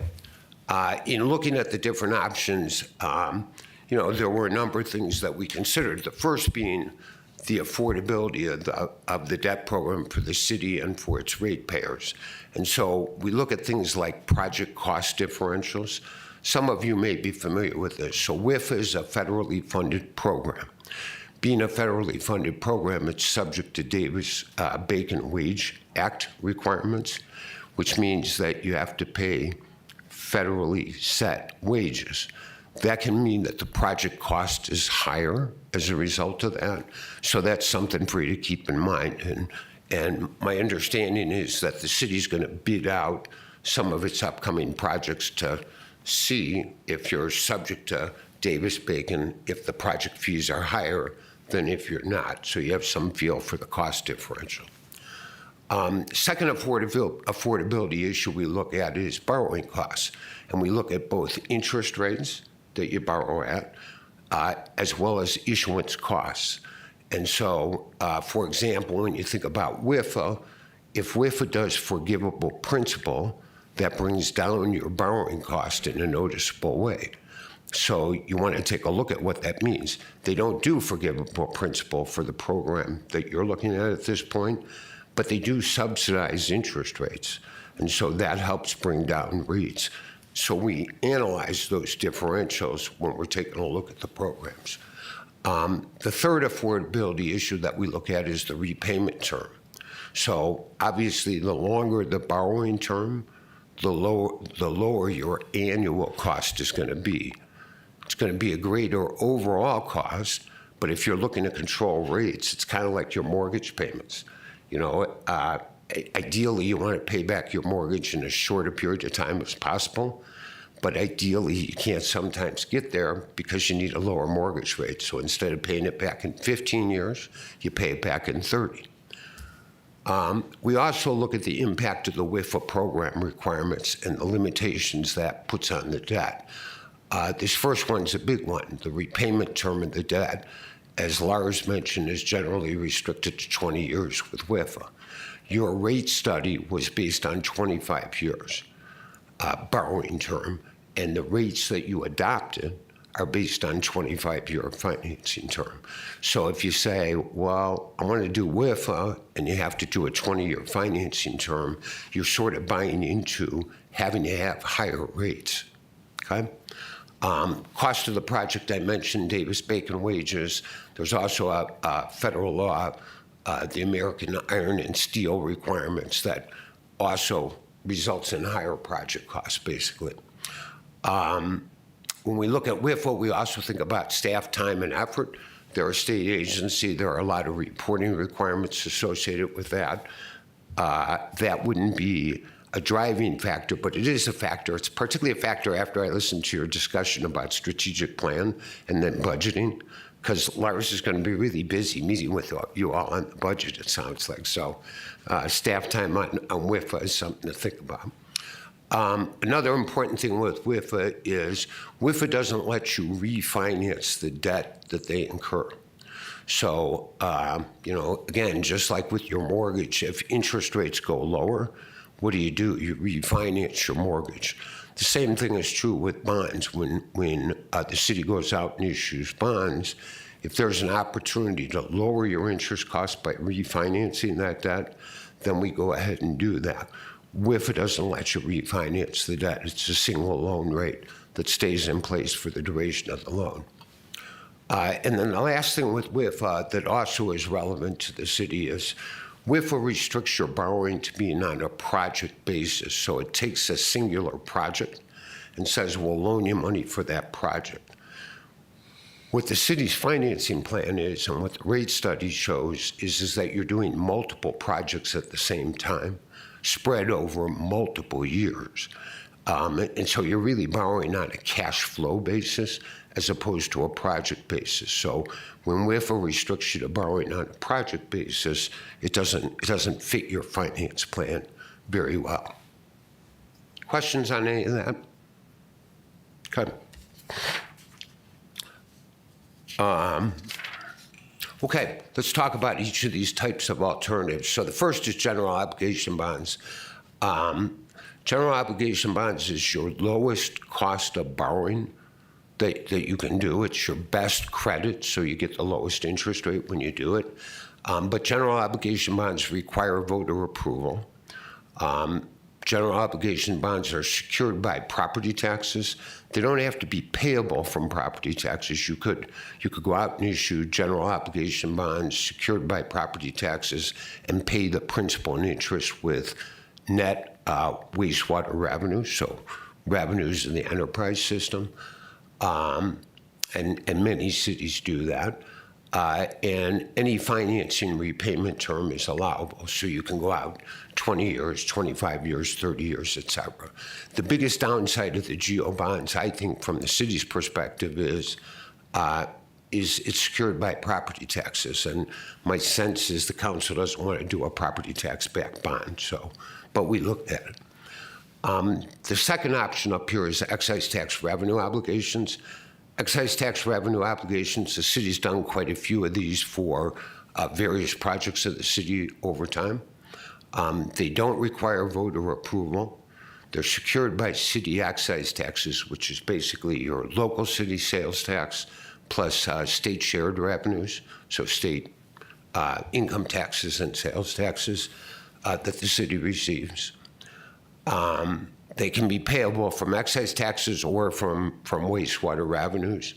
The biggest downside to using excise tax revenue obligations is you use that debt for other city projects. And so it's sort of like you want to save your capacity of excise tax bonds in case you need to do park improvements or city administrative facilities or other projects like that. And then also on excise tax obligations, any financing or repayment term is allowable. So you can go out 20 years, 25, 30 years. Okay? Then turning to wastewater revenue obligations, these don't require voter approval as well. They are secured by and payable from net revenues of the wastewater system. So these are revenue obligations, enterprise fund obligations, and if you're issuing them directly by the city, any financing term is allowable. So you can go out 25 years as is reflected in the rate study or longer. And then lastly, our wastewater revenue obligations via the WIF loan, and we sort of talked about that. They don't require voter approval. They're secured by and payable from net revenues to the wastewater system, but the financing term is limited to no more than 20 years, and there's no ability to refinance the debt, and loans are made on a project basis. And so that's the four alternatives that we looked at. Any questions on the alternatives? Okay. Yes, Lois. So while I've never owned property in California, I have a lot of neighbors here who have been like, Lois, if you ever approve a GO bond, you're out, you know. And so my understanding is because they're secured by property taxes, it has affected people in communities that have secured them that way, that it's affected them in multiple different ways as they go to refinance their mortgages, or, you know, they're very concerned that we would ever think about GO bonds. So my question is, because I didn't know about that, and I've been educated by osmosis of the public opinion, what are the downsides of the revenue obligations or the city direct revenue bonds, whatever we're talking about here? What is the downside? What's the street saying or the people saying about it doing it this way? Because on paper, at least looking at your two slides, looks like that's the option. I know that's what you're recommending. Sure. But I want to know what's the downside. What's the public going to say to me when we ever get to decide that we're going to vote this way? Thank you. It's a good question. The only downside, I guess I would say is, in a perfect world, if you didn't have to issue debt or if you didn't have to pay back debt, that would be great. But that's not real world. To do that, one of two things happens to do that. You either delay your projects till you've accumulated enough money, or you raise your rates or take money from the general fund to have enough money to do the project. So you're talking about $230 million of projects. Take a long time to have $230 million. And so you hire consultants to do a rate study. What they do is they come in and they say, here are your capital projects. They work with your department to say, here's when those projects are needed, either for maintenance, upkeep, improvement, or enhancement to deal with growth. And they say, here's how you pencil that out with rate increases that are responsible and that don't raise rates too much. And so, to me, the larger downside is not doing it. It's not going forward and doing it. In other words, if you borrow for a shorter period or you delay your projects, those are greater downsides than going forward. That's what I would say in answer to that. I mean, you have a need for improvements to your wastewater system and your water system, for that matter. You have to figure out a way to pay for those. And so this is the most responsible way to pay for it. There's really no downside to issuing debt in this way. And the GO bond approach is not a bad approach. It just depends on how you feel about property taxes, A, and B, how you feel about going to an election. California, for a whole lot of reasons, is a different bird. Their property tax system in California is a more challenging property tax system because of Prop 13. It created a bunch of problems. In Arizona, we had the benefit of putting in a property tax system after Prop 13 occurred. I was actually working at the legislature at the time, and we came up with a property tax system that avoided a lot of the downfalls associated with Prop 13. So GO bonds here work pretty well. That's not to say you do them. Like, I don't think the council wants to go to the voters and say, hey, we want a property tax for wastewater improvements. Okay. The next couple of pages, I will just go through. I will just mention, I won't go through them because there's a lot of detail here. But it gives you a sense of the depth of the analysis that the city staff and RBC went through. So we looked at WIFA loans versus city-issued revenue bonds because the city's done a bunch of WIFA loans and said, well, if we did a 20-year financing, where do they measure out? And if we do a 25-year financing, how do they work? And we just kind of did pros and cons. And that's what you see on these few pages. This particular page talks about timing and interest rates associated with the two approaches, which I've talked about a little bit. This next slide talks about project costs. We talked about federal contracting requirements under WIFA that you don't have if you do city-issued bonds. The bottom portion of the chart talks about flexibility in terms of timing and how you can borrow on a cash flow basis as opposed to a project basis if you issue city-issued revenue bonds. And this last slide just talks about the repayment terms. In both cases, if you go to do this, whether you're doing water revenue obligations or wastewater revenue obligations via WIFA loan, or you're issuing debt directly, the council has to approve a resolution authorizing it. Okay, then just in concluding, here are the conclusions. First thing I guess I would note is the issuance of wastewater revenue bonds by cities is a commonly used financing approach. Cities throughout Arizona, cities across the country use wastewater revenue bonds all the time to issue debt. It's a very common approach. It's a project finance approach, meaning that the revenues associated with the infrastructure that you're doing pay for the infrastructure. The issuance of this debt is really similar to excise tax revenue bonds that the city's issued in the past. It's also similar to the water revenue bonds that you issued. Just requires council adoption of an authorizing resolution. The financing period from start to finish is about a 3 to 4 month financing period.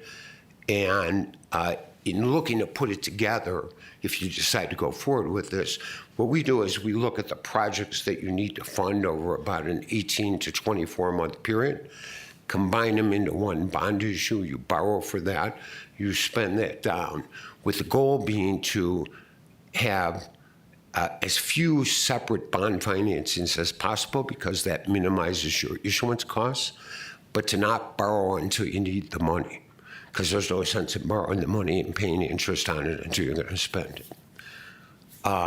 Second concluding thing that we'd note is when the city asked us to analyze this, they asked us to take a look at the rate study and make sure that the financial plan was feasible and viable, and issuing 25-year debt was feasible and viable, both of which we confirmed is in fact the case. Numbers look fine. We think it's very doable for the city to do this plan.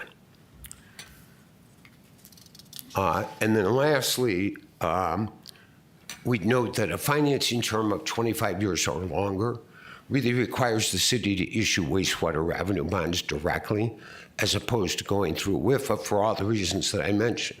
WIFA doesn't do 25 years, so that sort of stops you in your track pretty quickly on that. And the other thing that I guess I would note is we did look at the cost differential between doing a WIFA loan and the city issuing revenue bonds, and we really determined that the difference in cost was not that significant, even if it was a 20-year term. Now, part of that comes down to what's the cost differential in project costs, because you're subject to Davis-Bacon wage requirements if you do a WIFA project. And so that's yet to be determined. But we were sort of surprised the cost differential wasn't that great. Part of the reason for that is most bonds that municipal entities issue that have a term of 20 years or longer get refinanced at least one time. WIFA's loan doesn't get refinanced. So when you refinance it, let's say 10 years into your bond issue, you refinance it, you're refinancing it for a 10-year period, the remaining 10 years. And so that brings down your borrowing costs quite a bit. So we just thought that was interesting, that the differential between the two wasn't that great. That completes my comments, Mayor. I'd be happy to answer any questions. Yeah, I'd like to start off with just letting the public know that we're growing and we need to have our infrastructure keep up with our growth. And recently we went to the public and they very generously taxed themselves 0.95% because we were 30 years behind in our police and fire, public safety infrastructure. Now we're moving on to our water infrastructure, and how are we going to pay for that? And we currently have approximately 100 million in a WIFA debt.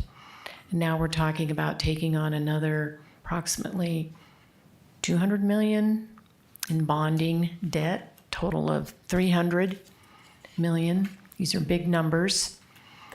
And one thing we need to address, I think legal could probably help us out with this, is we have a charter amendment that caps how much we can spend on projects, about 60 million, I believe, with inflation. And is any of this going to trigger, because it has to come to a vote of the public, is any of this going to trigger the need for that? We don't believe it triggers it, although we are going through the process, as we talked about last time, of breaking out the different projects as part of centralization, and we'll bring that back to council. What I'll say is that the analysis of how that Prop 401, it's the financing mechanism is sort of irrelevant to that analysis. And so, as I mentioned, we don't think there's an issue, but we're getting those numbers together to be able to bring to council, and we'll discuss that, but it doesn't impact the type of financing used. And then another question I have is our neighbor, Prescott Valley, to the east.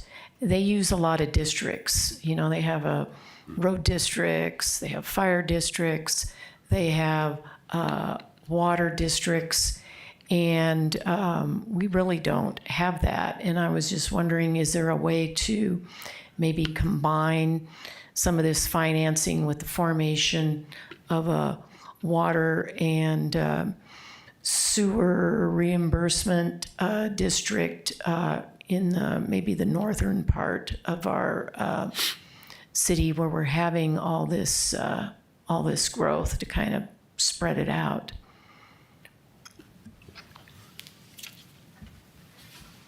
I think that's a great question, Mayor, and I'll just say Well, that. not reimbursement, but improvement districts. Yeah. I'll say that that's part of our development impact fee study, is that we evaluate the impact growth will have on this infrastructure need, and it will pay the fees into the system to help pay off this debt. I think that addresses that concern. So we could be forming some districts if we needed to? I can jump in there a little bit Okay. too. So districts are another way of raising taxes, basically. So in California with Prop 13, for example, there's this limit on what you can tax, and so the way to get around that is you create another entity, and then that entity can tax that too. And so then you see a lot of cities that have fire districts, road districts, recreation districts, water districts. It's another way of getting around the problems created by something like a Prop 13. In Prescott Valley, and I'm not intimately familiar with all of their districts, but it creates different revenue streams for each one. Each one's in kind of a neat portfolio, and it's another way to deal with the services. And then those services in Prescott Valley are mostly outsourced. Yeah, because they don't have, like, they outsource their fire Right. department to CAFMA. Right. So CAFMA charges the residents a particular amount for just that service. The model in Prescott has been mostly sales tax based, general fund, and some specific funds related to utilities and roads and those things. The impact fee that Lars mentioned is the way that we address the new development, with the exception of sometimes you do see like a community facilities district in a new development. That's helping the developer and the city to meet the obligation to create the infrastructure. So sometimes that's possible if needed with the particular development. But in general, if you don't have a district in an existing area and you're trying to add the district, usually it's because you don't have the revenue to support that area. And so you're trying to create another revenue stream. Thank you. Mr. Ruby? Is it possible to use both of these at the same time? Like, could you do a WIFA loan and a general obligation bond for the same project? The reason I ask that is because it seems like these projects are going to be 50 years, 30 to 50 years, and spreading the cost out evenly over the people using it seems to be important. But maybe there's a way to leverage part of the WIFA loan to help the overall cost. The short answer is yes, you could use different funding sources. You probably wouldn't do it on a project-by-project basis. And you could do that, but you wouldn't want to splinter it up into too many separate debt issuances. Certainly between WIFA and city-issued debt, yeah, you could do that to your heart's content, but WIFA only borrows on a or lens on a project basis.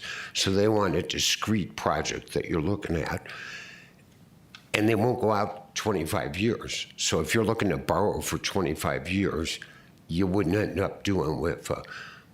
The other thing I guess I'd say is, you know, and it relates to a question the mayor asked, all these projects aren't happening all at once, so you're not doing $230 million day one. They're spread out over quite a few years, right? 5, 6, 7 years. And so you'll have a bond issue, you know, year 1 and 1 year 3 or 4, and they'll get spread out in that fashion. The other thing relative to the mayor's comment on project size, you'll remember I said none of the projects of the city are more than 50 million, right? So it's $230 million of projects, but it's a bunch of projects, not just one big one. I have a question. I looked I just went online, and revenue bonds are on the retail market paying about 4%. What are we going to be paying in interest? The lowest possible rate we can get. Right now, if you went out and did a 25-year revenue bond for the city, you'd probably have a AA rated bond. They'd be in the low 4% range. Depends what happens, you know, between now and when you issue debt. So again, you're going to issue debt, you know, year 1, year 3, year 5, et cetera. It'll depend on what interest rates are like at that time. Generally speaking, I think you'll be sub 4%. 4%, and WIFA loans are about 2. Below 4%. Yeah, low 4. WIFA loans would be, WIFA loans, this is the way you think about them. WIFA loans are set based on what interest rates are at any given time, and they're a percentage of the interest rate you would otherwise get, typically about 80 to 85% of the interest rate that the city would borrow at. Does that help? So if interest rates are 4%, then multiply 4% times 80%, you'd be at 320. Okay, thank you. Just give you a feel. Let's see, we have Patrick next. Yeah, just one quick response to the comment. But if you went WIFA, you're going to have a lower term. So that probably makes up and maybe even exceeds the cost of the debt itself. Just another thought. However, I have a question. So what projects are we talking about? Don't expect the answer today. What projects are we talking about through 2034? If we can get that information at some point, because I know here we're just talking about how we're going to, what form of debt issuance. I'd like to know a little more background at some future point about that.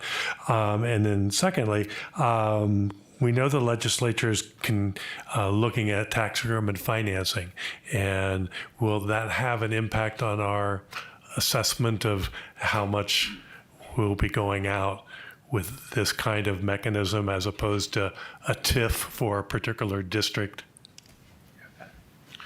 It's a great question. I don't know whether the legislature will pass the TIF legislation or not. It's not existed in Arizona law thus far.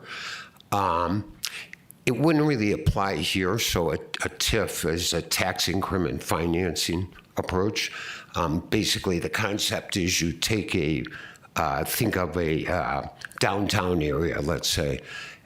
You're going to put in a bunch of developments, and so you look at what the tax receipts are from that downtown district today, and you say, I'm going to take any increase in those taxes and use that to pay the debt that I'm going to issue to improve the downtown area.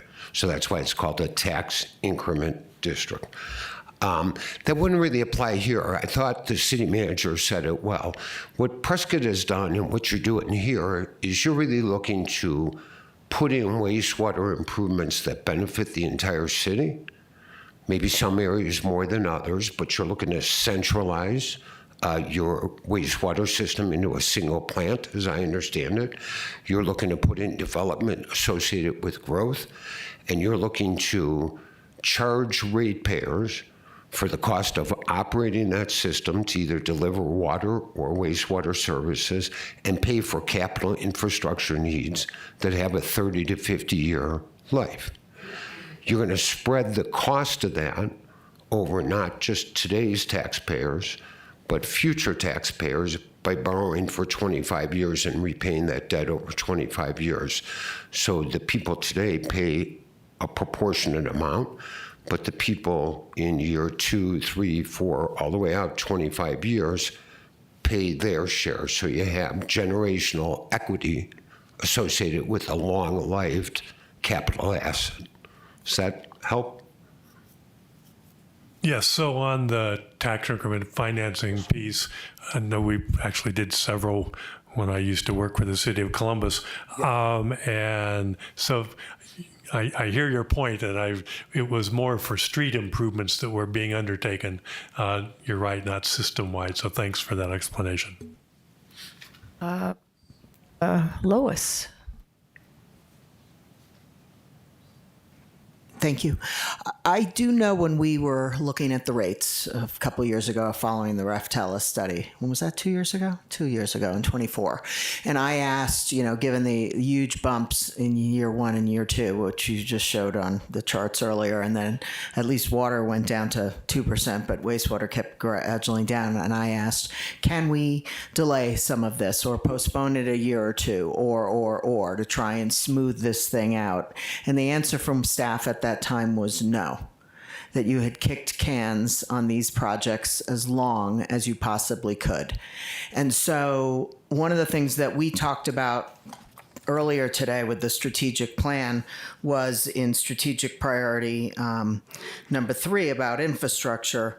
We talked about, and I guess we'll get the results, it looks like here, before fiscal year 29, to complete a comprehensive water and sewer utility condition analysis and replacement plan, where we would be able to see the age, the condition, the material of all of these sewer and water pipes all over the city, because you don't necessarily want to invest in things you can't see, but then when it breaks or explodes or backs up, then you're going to pay an inordinate amount of money to fix things. And we have seen some of those breaking around town over the last couple of months. So I do think it would be really good, before we take a vote on the question before us at some future meeting, it would be good to see more details about these projects that are being included in here. And not only, like, I know you all know when you name a project and you name it a certain way. I was looking at some of the names on the current list. That means a lot to you, but to the English people out here, English speaking, like, could you let us know, is this a main that runs through the middle of downtown? Is this a main? Because I think what we need to help all of the residents see is that we're investing all over this community, not just in the growth corridor. And we've got a lot of old stuff downtown and in other areas that everyone needs to help. And that's why we do it via rate payment. So I think it would be helpful to council to see these projects in more detail. And more importantly, what are we replacing and what's the condition of that? Because that helped me before be able to justify why we were taking these rate increases. And I think we need that again for this decision that we'll be taking. Thank you. Okay, any other comments? Lars? I just wanted to say that those are all excellent points, and part of the budget process and 5-year capital planning will be showing how these projects are funded. So that detail will be available in the budget process, and then also on the last rate study, of course, there's the appendixes with all the detail with how we got to the totals. And also the next council action we're anticipating on this would be when we bid out the next big project, we'll be asking for bid alternates, one with federal WIFA requirements, one without. So we can see the cost differential. We can calculate then the cost benefit of the financing alternatives we have. And then when that contract comes to council, we'll also be adopting a resolution for the financing for that project. So we're expecting April, May Yeah, I have a question for Kurt. Can you disclose your percentage or your commission that you get for selling these bonds? Is it, Sure. do we pay, does the city pay, or does the Yeah. Yeah, I'm sorry about purchaser that. of the I'm bonds? sorry about that, Mayor, but yes, the city does pay. We have fees. I hadn't even thought about it, to tell you the truth. Generally speaking, our fees for doing bond financing are somewhere in the $5 per $1,000 of bonds that are issued. So I'd have to do the math for you on it. It comes out to. Is it a percentage? It's Yeah, not. Percentage It's not a on- percent. It's less, but it would be less than 1/2 of 1%. Okay, under 0.5% then Yeah. of 200 million? Yes, over the 200 million would be over, whatever that is, 7-9 years or something like that. I won't be here for all of that, Mayor. No offense. I think you will. I'd love to be, but I won't be. But overall issuance costs when you do a bond financing, if you do a bond financing where the city issues the debt directly, your issuance costs, that's for the legal counsel, for rating agencies, for printing and offering prospectus, for our fees, for all the various things involved, typically run somewhere between 1.25% and 1.5% of the par amount of the bonds that are issued. Do we pay that up front, or is that You pay it kind of out. part of the financing? You pay it out of the proceeds of the financing. Okay. Okay. And if you do a loan with WIFA, the costs are less than that, but you still pay the bond counsel firm. You don't do an offering prospectus. So you have less costs. And again, when we analyze the two approaches, that's also something that we look at. What happens if we default? Like, say, some catastrophic thing happens. Oh, my word, Mayor, and please. we, I've Please. heard of communities defaulting. Okay, so Yeah. knocking on wood, I've never worked on a bond financing that defaulted, and I can't in my wildest imagination think that the city of Prescott would default on its debt. In all seriousness, I mean, the analysis that we go through before you issue the debt is designed so that you don't. You'll have a lot of coverage between the revenues that you bring in the door versus the debt service. And so the likelihood of that happening is really remote. There's not been a single wastewater revenue bond, I think this is true, in the history of the state of Arizona that's ever defaulted. It's like, doesn't happen. Part of the reason is wastewater is an essential utility. Like, it's water and wastewater, people pay their bills. You have to, so defaults are really rare in that space. Okay, thank you. Mary? bet. And just to clarify, in my own mind, the chart where you're comparing WIFA versus city-issued revenue bonds under project costs, you indicate financing costs of approximately 1 to 1.5% of the bond amount. This is what we're speaking of, and your firm's percentage, 0.5 percentage point, is included within this 1 to 1.5%? That is correct. Thank you. Any other comments? Mr. Gehring? Thank you, Mayor. Just a quick question on a WIFA finance project. Does the WIFA loan have to be paid off in full at the end of the 20 years, or can you have a large balance at the end of the 20-year period to refinance? We get the amortization schedule based on the term provided, and we make those payments. So at end of the term, there's no principal remaining. It's paid off. Yeah, okay, thank you. Typically level debt service. I have a question for Mr. Gehring. When you were in California and working as a civil engineer, how did your communities pay for their water infrastructure? Well, the best example I can give you is the city of Grover Beach, where I was city engineer. There was considerable concern throughout the community of 14,000 less than a third the size of Prescott, about the condition of city streets. And so we went into a very massive public education program, and the people of Grover Beach voted for a $47 million bond issue to fix their streets, financed out of their property taxes, and the majority was over 2/3.